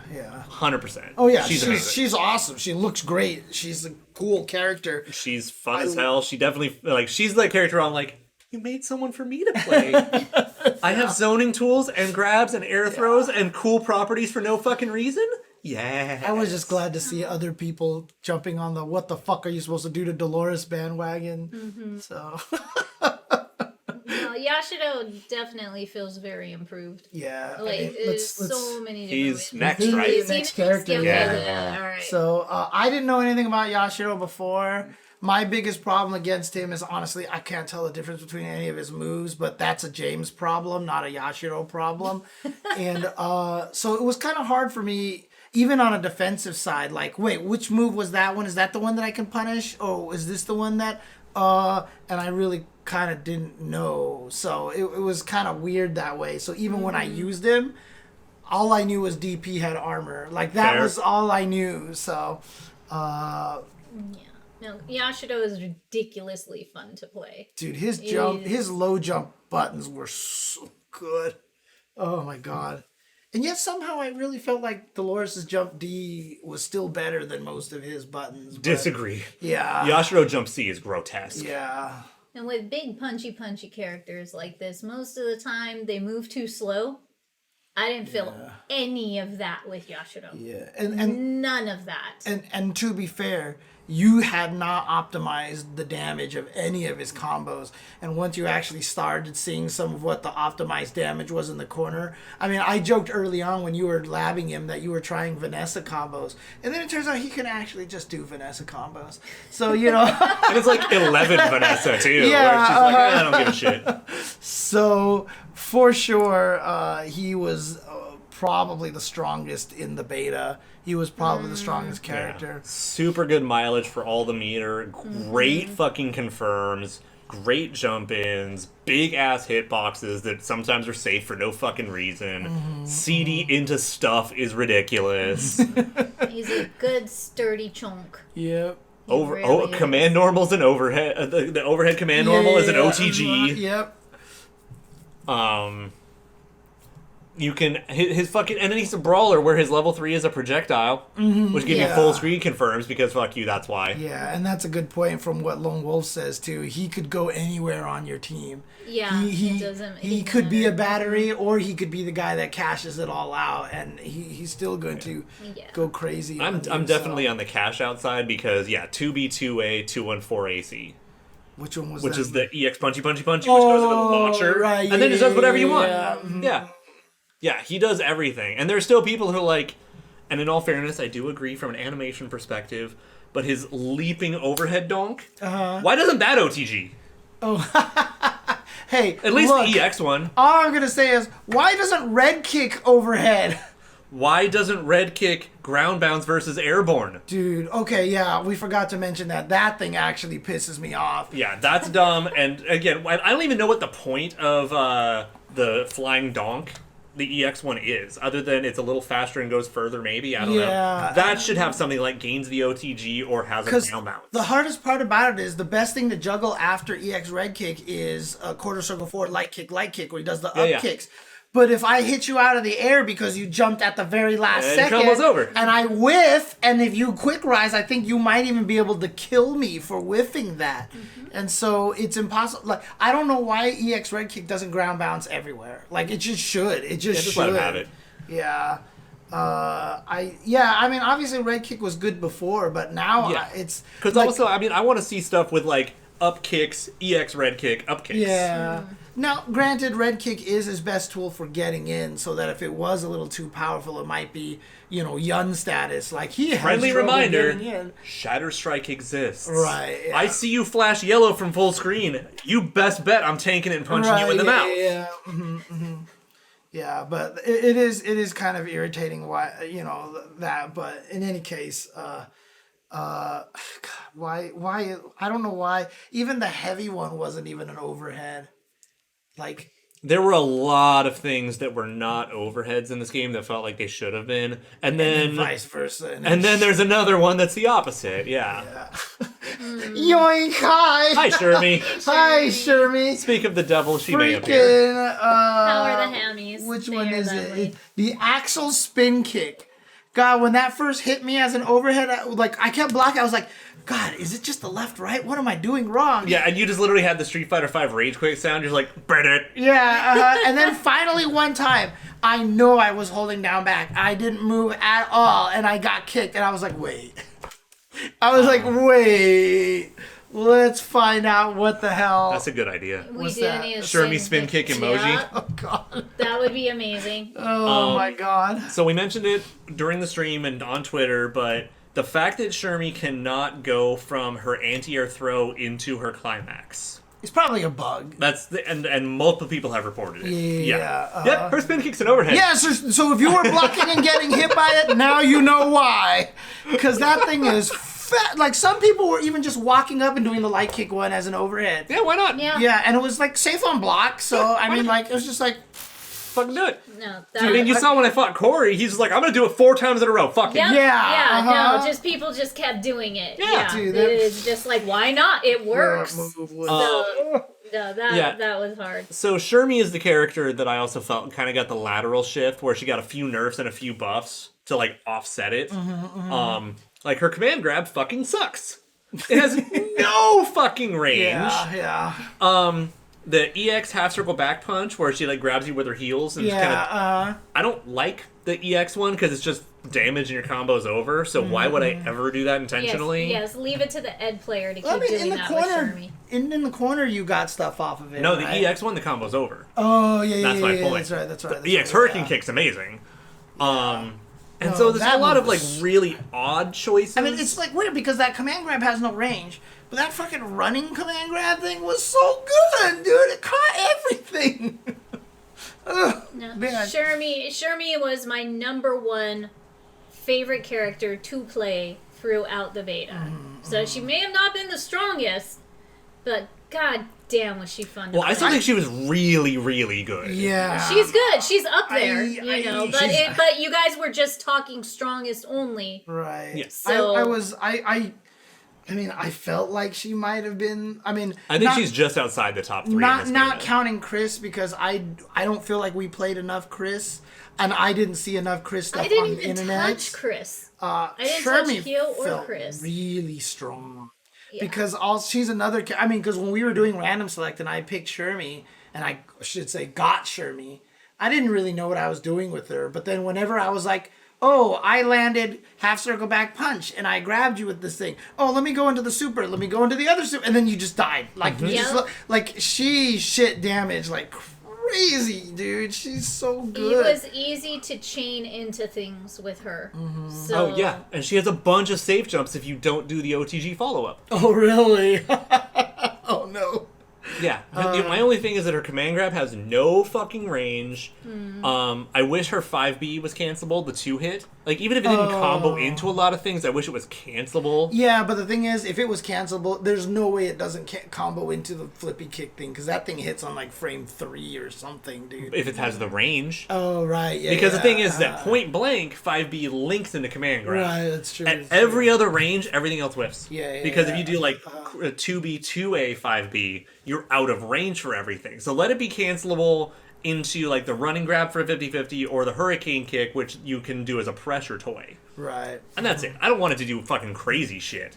But give me something rather than, well, that's the end of that. I think I didn't think it was. I thought it kind of worked well for that purpose because it was a really fucking good button too. Yeah, I agree. And her quick max damage is pretty gross. You do her normal bread and butter, whatever, into level 1 into level 3. Yeah. Which is the best way to spend quick max bar. Yeah, she's gonna be. She's really strong as she is. Yeah. I felt like she was really good. Yeah. I just want like a tiny increase to something else. Yeah.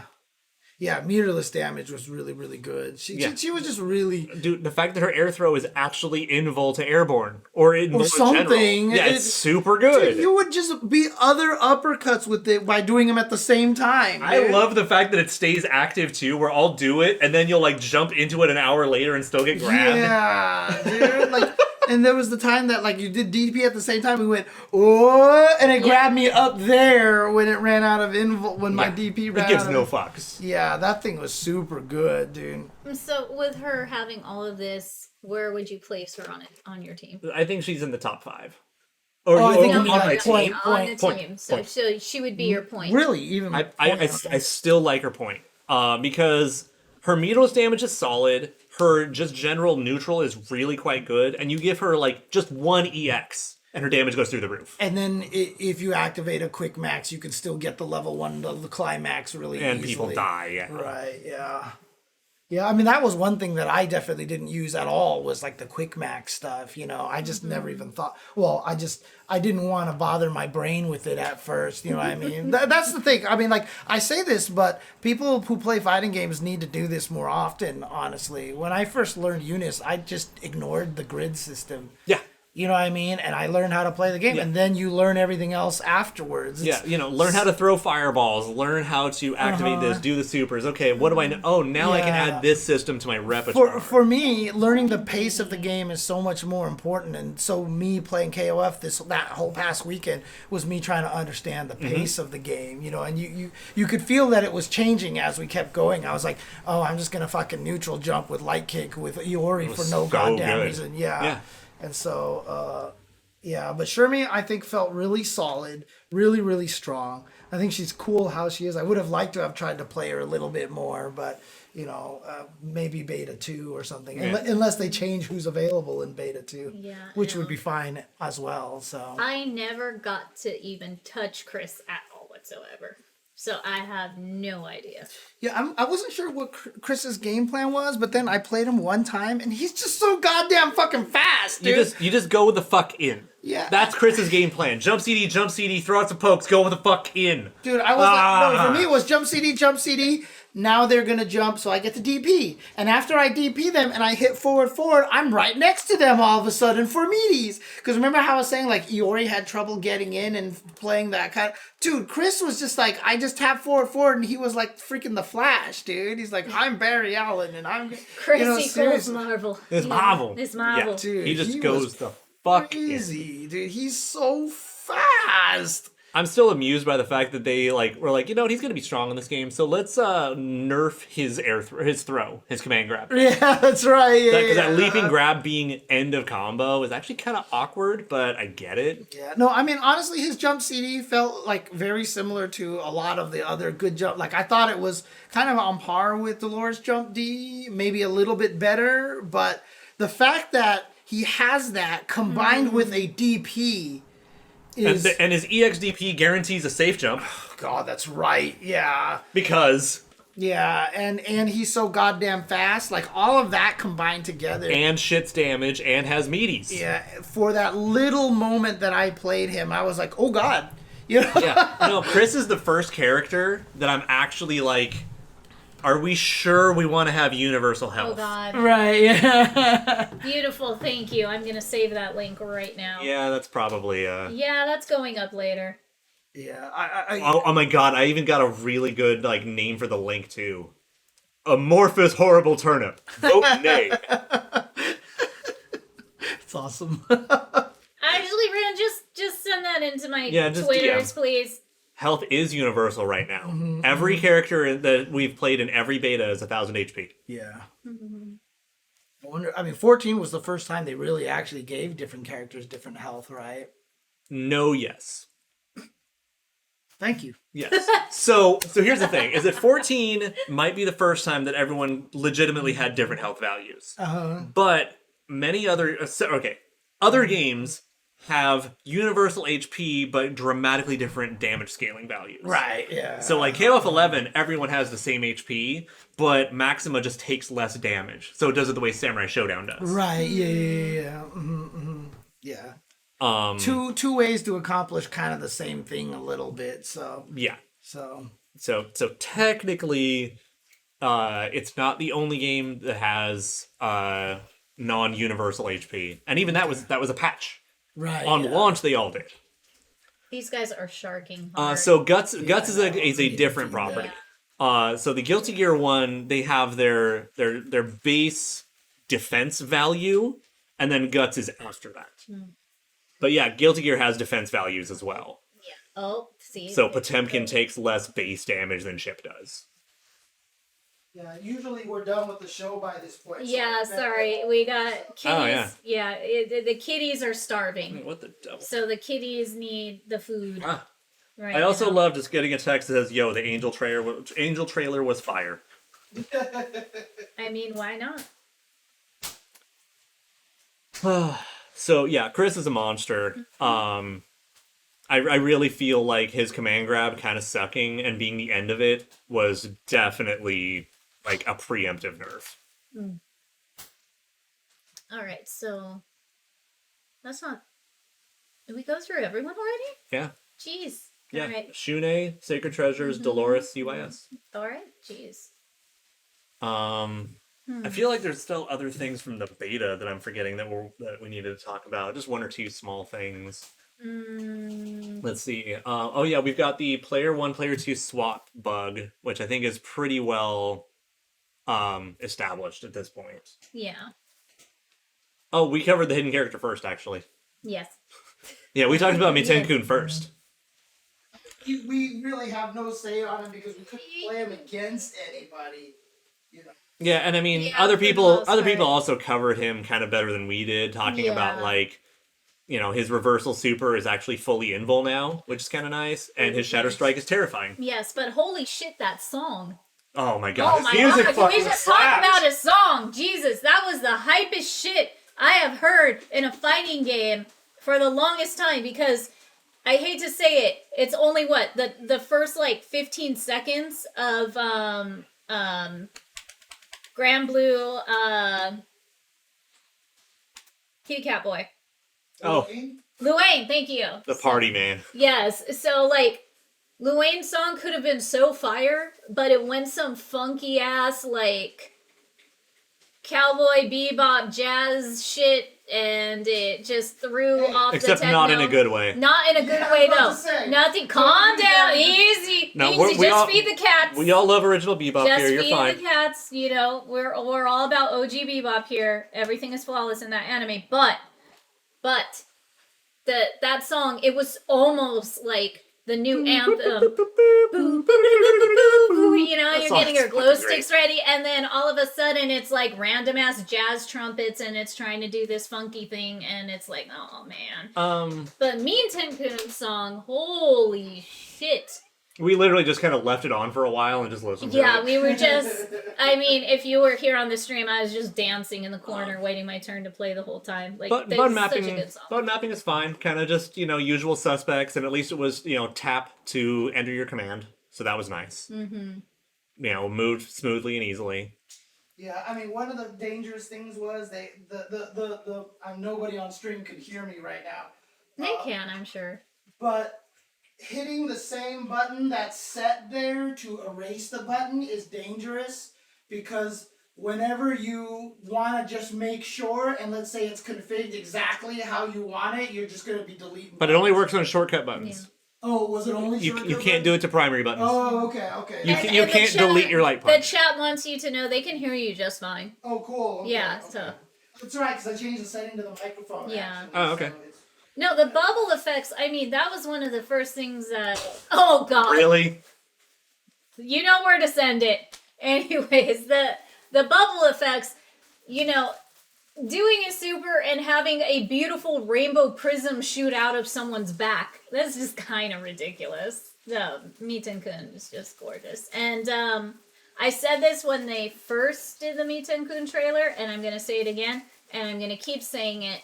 SNK, you need to make the damn Tempur-Pedic Miten-kun pillow.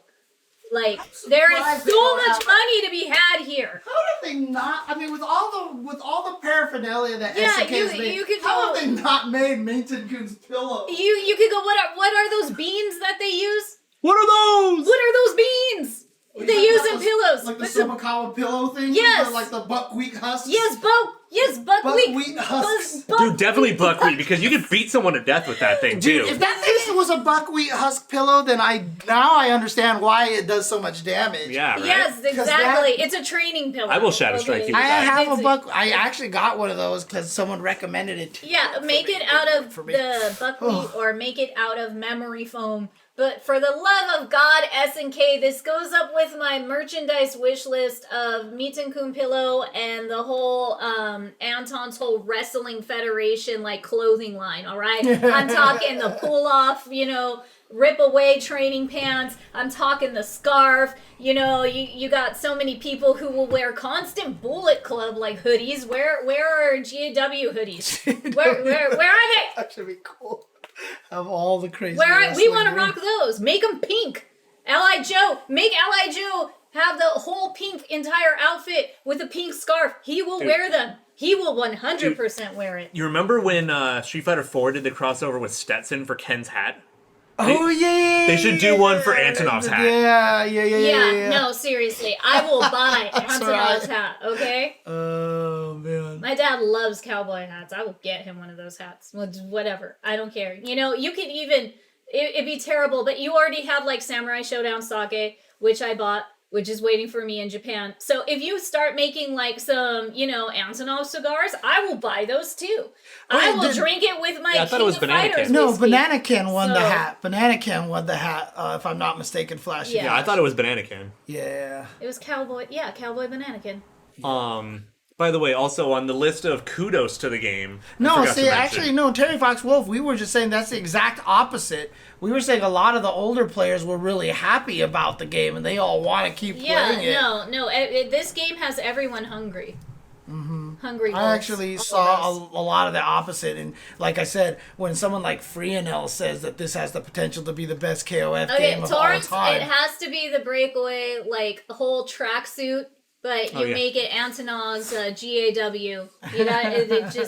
You just see him and not T-Zoc and Ramon just pulling all of those off. It would be amazing. By the way, though, another one that's super cool is the changing the background color. Oh, yeah, that's right. Yeah. Like the background contrast. I think that's one of the best features. We didn't get to do it, but I asked, James did it where I asked him, just make it all black. Yeah, and I didn't get to play it, but it looks so cool, because then you just see two fighters and all those beautiful effects they did for it. Yeah, but you like, can't. Cool. Honestly, like the fire effects, the mud effects, those things definitely could be better, but I'm not gonna harp on them for that one. Yeah, so they've got room to grow. Yeah. If we hope that some of them improve over time. We still got some time left. Right. Yeah. Yeah, I want to be part of the 90% contrast club. Shit, give it another patch when you start releasing the DLC or whatever if need be. Keep getting them a little better. It's fine. Yeah.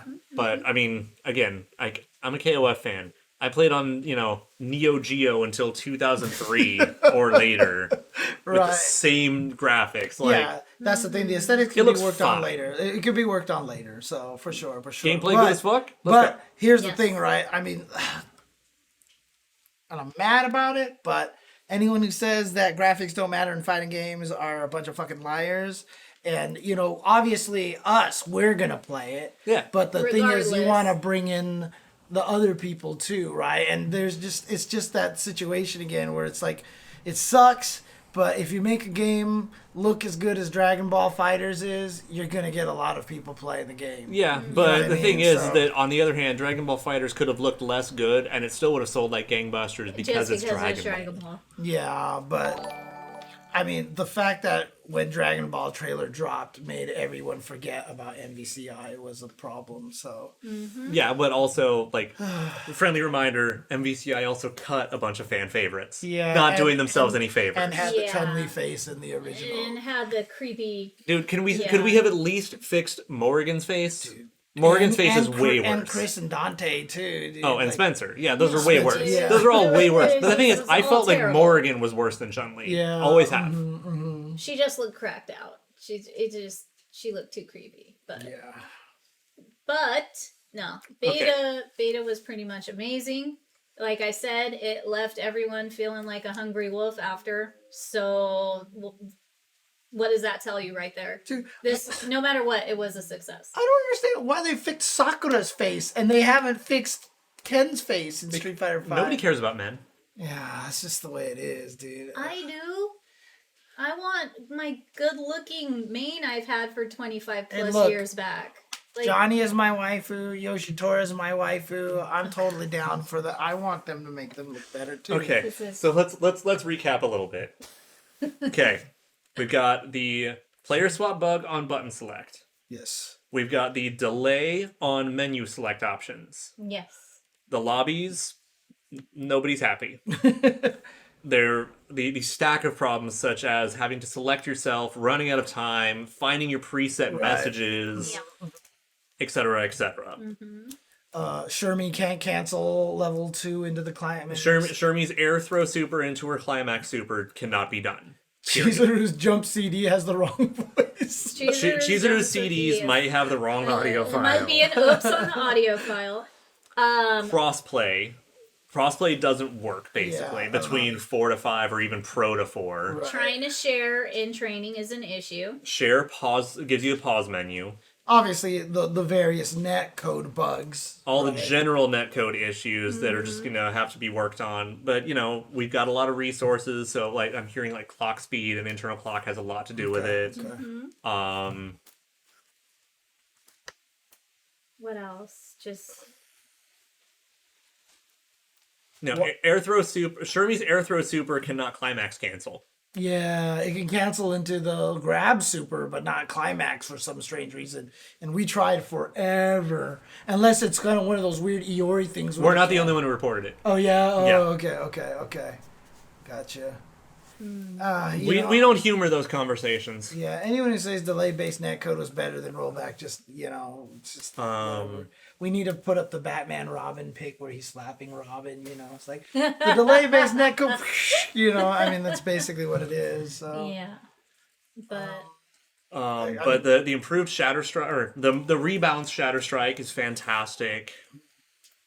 All the updates to Max Mode and Quick Max, the EX move variety. The gameplay was fantastic. The character. So one of the summaries about the characters is, regardless of where we feel like they go where they go in a tier list or whatever, they all felt strong. Yeah. They all felt like they had juice, which is the nice thing. And it's really interesting. I was saying this on the Tuesday show, is that with the way that Oda was even talking during TGS, where he was like, we know Quick Max was a little too strong in 14, and we're doing, like, it actually feels like this is probably like the most they've probably paid attention to balance, like, ever, and from this beta here, even from the TGS one, they're like, maybe Shadow Strike is too strong, maybe Isla's too strong, and like, the 8 characters that were in this beta, like, the worst character compared to the best character, as good as Yashiro and Dolores were, even if you picked a, quote, not as strong character, if you knew what you were doing, you could fight them. Yeah, no, I mean, my personal stance, especially because of how I try to define these things, even if this was the whole game, those 8 characters, I don't feel like anyone was actually S tier out the gate, and I don't think anyone was anywhere close to below B. Right, exactly. It was like A+ to B. B average maybe. That's it. Yeah, exactly. Nobody felt SS and nobody felt worse than me. Yeah, exactly. like we were saying earlier, it felt very solid. Everyone across the board felt solid. So you could definitely feel that in this game. And we've said it before too on the show that we know they're listening. Yeah. There's been some obvious things that have happened since we started this show where they're listening. What are you giggling at? Porn. I do love popcorn. Yeah, the fact that sign that got fixed so fast. Dude, I know, right? You know what? I need to make those shirts. Because I'm definitely making synchronized shirts and designing them, but you remind me. Oh yeah, put on the sleeve. Like, I fucking love popcorn, and then just do the off colors. Yeah, Yeah, no. Because like that was porn, and then the next trailer, it was no longer porn. God, that got fixed so quick. It was just because I don't want to say it was us. I don't want to say it was us. But... I'm not saying, but I'm just saying they listen. Yeah, that was on the Shermie reveal. Yeah. I'm just saying. I just want to talk to him. I just want to talk to him. Now, that being said, if I ever get my classic Mary costume and she's jacked, that's all me. Yeah. That's all me. Everyone on Twitter is going to be at OlafRedland. Thank you so much, dude. Thank you so much, dude. And I'll be like, don't thank me. Thank them for listening. Yeah. How did they get through in the first place? It's like the full circle. It's like the you are Mr. Gay. Full circle. Dude, that one's always good. But no, I am convinced that one was some guy like he, and then somebody noticed it too quickly. Yeah. Oh, dude, KOF has been king of waifus for a long time. I mean, since '98. I mean, look, I know this is blasphemous. But back in the days of KOF, like 97 to 98, I really hated KOF character designs. And like, I had a friend who was like, oh my God, Shermie and Yashiro are so cool. I'm like, they're like the worst looking I know. Wait, we were all wrong when we were younger. It's fine. Yeah, you know. Kids are naive, but when they grow up... This was in college, remember? Kids when we were younger. Naive. But when they eventually grow up, they mature, and so do their tastes. So with that in mind, what about Vice and Mature? Vice and Mature? I always thought they were fucking awesome. I thought they were neat. There you go. You know, so, yeah. I just think they're neat. Shermie just never made any sense to me because of the hair. I guess that's just kind of where it went, so. That's classic anime hair. From the retro 90s era. Just look at Saber Marionettes. Okay, so that's actually probably one of the best ways to put it, honestly. Is that you hate anime. Like, nobody actually knew... Yeah, and nobody realizes that I never cared for anime. Like, I'm not even laughing because you're not wrong. We know, but we've had this conversation before. It makes me laugh. Yes, Lucius. But again, I have to tell people, anime is not a fucking genre. It's a medium. Right, yeah. I'm just saying the general style. Now, obviously... Yeah, like shonen bullshit, etc. You have a lot of styles within anime, but still, you know it's anime when you see it. So, you know, there is a lot of very commonality in there. I wasn't a fan of that a long time ago. I didn't know about all the different tropes in there as well, so I wouldn't have seen the appeal of it as much. You know what I mean? Now that I understand it a little bit more, for sure, the character design. Yeah, you're like, maybe I don't love it, but you know what? I get it. Yeah. I'm not going to talk shit. Yeah, because I had a whole conversation back then. We were arguing about character designs between KOF and Street Fighter, and I was just like, I just felt like I couldn't really discern anything from the KOF I definitely was like listening to Visual K J-Rock while I was cosplaying Joel. Like, right. This is a thing. It's true.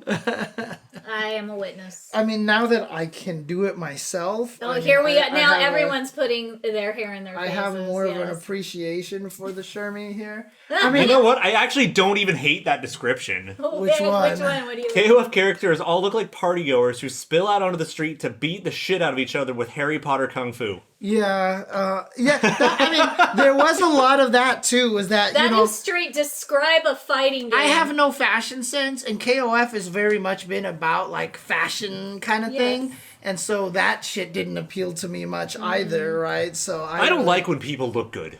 I mean, I could no, but see, it's not even that right? It's just I can't recognize what supposedly looks good or not. I've never thought a lot of the things in fashion looked good. You know what I mean? Like, also, fuck yeah, Saber Marionette. Yes, I mean, let's put it this way: I hate modern graphic design aesthetics, like I was saying about all this stupid, simplistic, single-colored logo, no depth, no textures, no gradients. I will say, I'm at least happy, by the way, that the health bars in this game change color as you get lower still. Yeah, for sure. Makes it a lot easier to understand. But that was one thing that attracted me more to KOF than Street Fighter, is because they're so fashionable. You can literally wear a KOF character's outfit and go out and about in public, but if I couldn't do the same wearing any Street Fighter costume. Right. Yeah, because Street Fighter is Karate Guy, or I dressed myself. Or Zangief, right? You're not going to go out.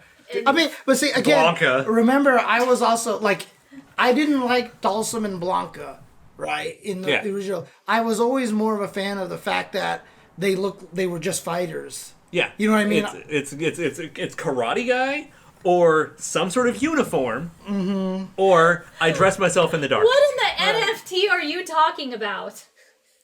Like, honestly, What? like... That was my picture, $15. What the hell? Because that's why I actually really didn't like the Street Fighter 3 characters. Because they were more about, like, okay, trying to number be like, 15. okay, All right, you totally threw Yeah, that was a dollar sign.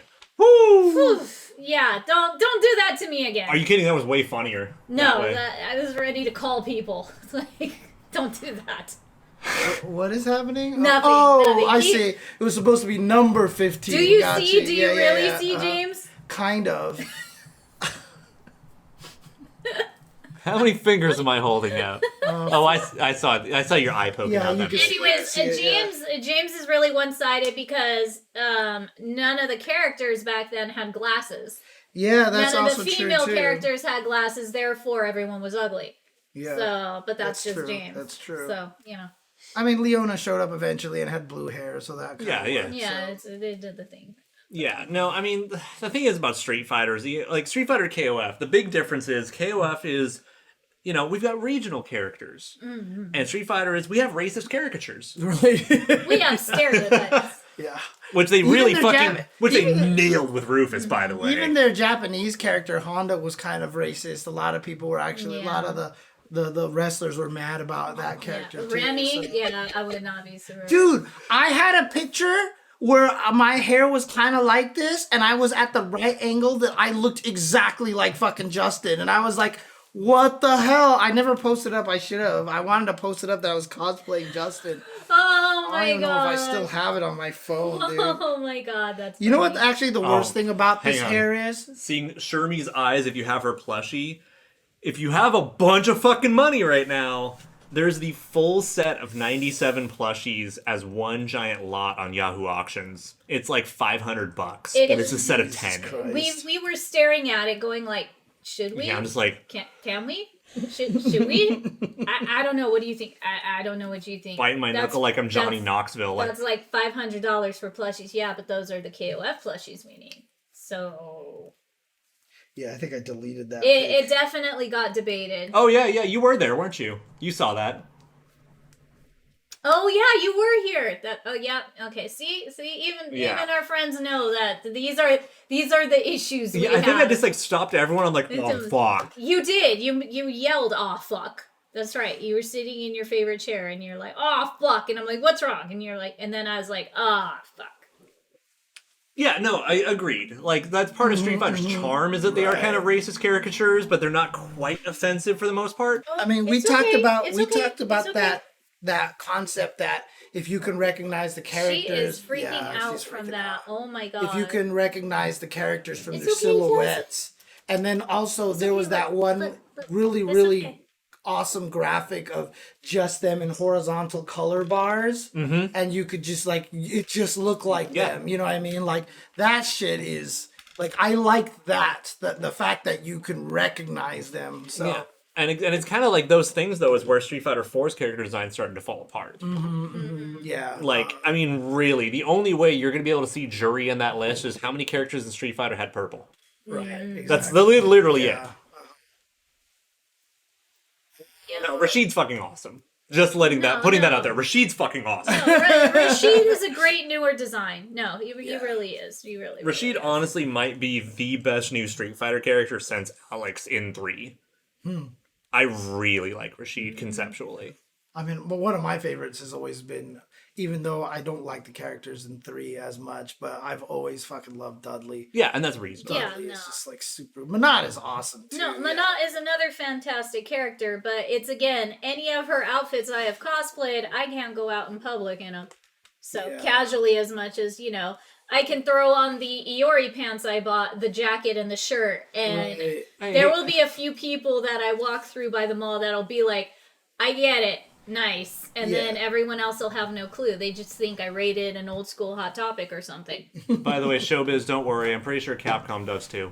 I mean, they actually had that picture release where they had Luke waving to all the protagonists. So No, that's super cute. Yeah, I that saw was that actually one. really cool. All right then. I think. Yeah, I think we nailed it. So we're gonna have to do, I'm gonna have to do like a bit of a document just to knock out a bunch of the different things to help put into the hashtag, for the online beta.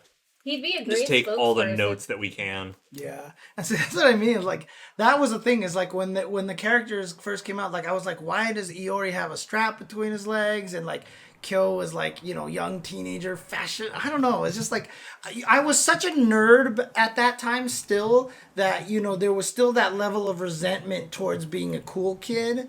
And I think that's kind of where a lot of that came from. Well, the thing is that also, I mean, you have me very much under the impression that the only part of Japan you cared about was video games. At that point, yeah. Yeah. I didn't know And anything. so he was much more deep in like the music and pop culture and Right. stuff that wasn't just gaming. Yeah, I mean, keep in mind that, look, for obvious reasons, I grew up in a very anti-Japanese environment. Yeah. So it took a while for me to kind of, it was really just about video games and that was it. So, and video games obviously are also not even a Japanese creation. They just did it better eventually, but still, so. Yeah, so that was just the whole thing. Is like, I think KOF, the characters were too cool for me. I really just feel that way. That is the best like backhanded compliment Right? ever. Yeah. Or just like They just a way intimidated James too much. He's like, Yeah. I don't know about this game. They look kind of like cool assholes. Like, I'm just imagining Squidward. Oh, now he's hot. Yeah. Kyo looked too much like Kyo looked too much like the popular kids that I hated growing up. Stop. Oh man. Oh, God. I'm going to meme James now later. Holy shit. No, thank you for the idea. That was too much.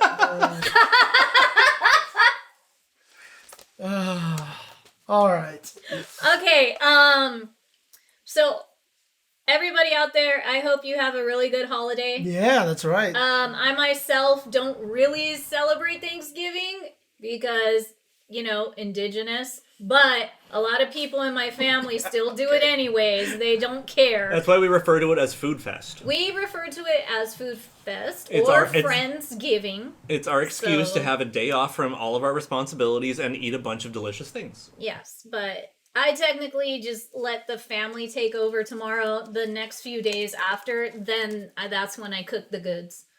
So, I mean, there's a lot of other indigenous tribes that celebrate it the day after, just like they do for 4th of July. But I'm still going to wish all of you that are celebrating it tomorrow happy Thanksgiving. Yeah. Me saying like I grew up kind of anti-Japanese, and then Kitty mentioning, yeah, I don't really celebrate Thanksgiving because indigenous, and I was like, yeah, that's. And me in the middle, like, aw. What'd you say last show where James ran off? Oh Like, yeah, everyone's well, I was like the Thanksgiving, celebrating yeah. You're like, in America. yeah. I was just like, you know what? Fuck me, dude. Oh my god. Oh, Jesus. Okay. Anyways, you guys, I'm so glad everybody could hang out with us for the past 3 hours. So So let's watch the trailer one more time. okay. I don't even think you're joking about I'm this. dead He's serious. absolutely not joking.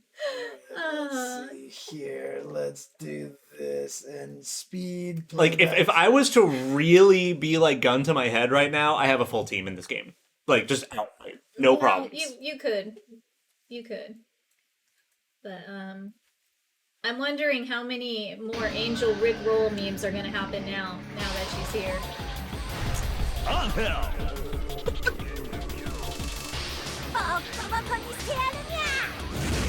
wonder why that doesn't have any subtitles. 俺とお前と恐竜で会場を沸かせようぜ。気が向いたらにゃ。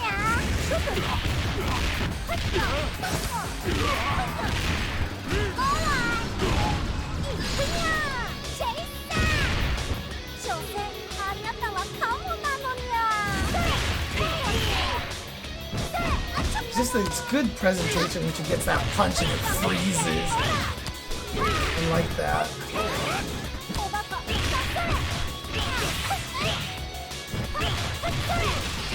That right there. It's just a nice effect. Just gives it that good impact. Ugh.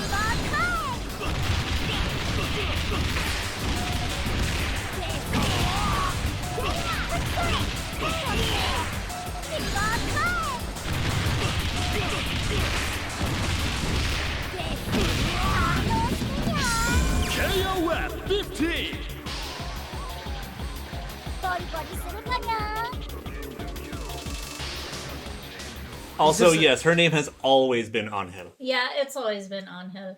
Yeah, it's just one of those things where the animation principles of freezing it on this frame down here And then going before through. she gets Yeah. the follow through is just it's really nicely done, dude. So. Yeah, I mean- and don't forget she also has that giant unblockable punch of death. See how Does she? Oh. do me a favor? See Yeah, how yeah. many views Shermie's at right now? Now, Shermie got a few million real effing quick. Yeah. Like, Shermie brought the numbers. She really did. Shermie is the 1.2. one. She brought the milkshake for the boys, Yeah. the milkshake or whatever. I don't remember what that phrase is. No. Dolores brought the milkshake. Shermie brought the pancakes. And thank you for reminding me of something else I needed to make. 1.2 million. 1.2 million. I thought it was a few million. Okay, 1.2 million. So apparently even like her Japanese half the time isn't that good because like her during her Rambo Super she's basically giving her like generic introduction of I'm such and such years old and I like this and it's super adorable. My favorite color is blue. Yeah. And now your face is in my chest. I'm just curious to see what other numbers we have here. Isla's probably. Oh no, actually. No. No, Isla won't. Dolores maybe would be up there. I mean, No. Dolores has as many But as she's also Isla and already. she's way newer. Yeah. But she already has as many as Isla, so. No, Shermie broke the internet, so Shermie that broke was the pretty. internet, Yeah, for she sure. pretty much broke the internet. I mean, she broke the internet more than mine. What about Long? Yeah. Long is low. And Long Chizuru. is one of the lowest ones. Chizuru. Chizuru. Oh, Yashiro and Kyo are closed? I don't know. Oh, that what people According are to saying? chat, yeah. Oh, okay. Okay, but no, just Shermie takes the win from everyone on that. Yeah, but Chizuru's pretty I nice. am very curious to see what it is in a week. Because I think it was, a 1 week or 2 weeks, Shermie hit 1 million. Something like that. Yeah, She hit 1 million really quick. It was something to that effect. So we'll see how, next week we'll see how many views Angel has. Song. Song.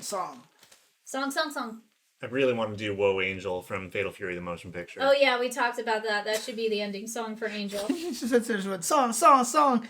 And it just reminded me. So we interviewed Diaphone on the Tuesday show yesterday, and we asked him where his handle came from.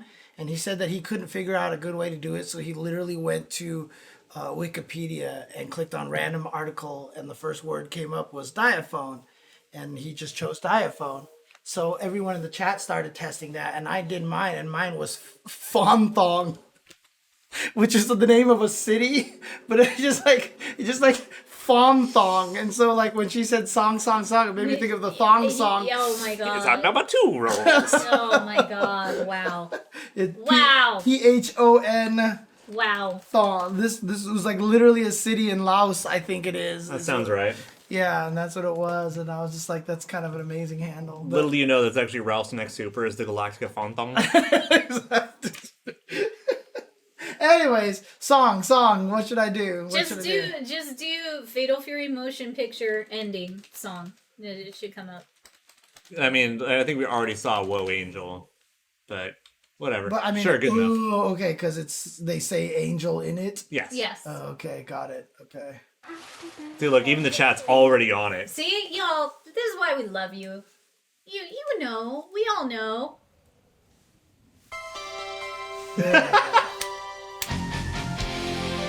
Anything else to say? Well, whoa, angel, yeah. Dude, it's that synth is so like 90s as fuck. Vince DiCola's Transformers the movie sounding, you know? I mean, seriously. Well, he had to bring up Transformers. Oh, you're right. Oh my god, I didn't even realize You that. never do, James. That's the thing. It's in my blood, okay? Oh god. Look at this. I'm Alright. Optimus Prime colors right now, too. I'm gonna transform and roll out. Synchronize. Roll out. Oh my goodness. Alright, you guys. Have a great holiday. Everyone be safe.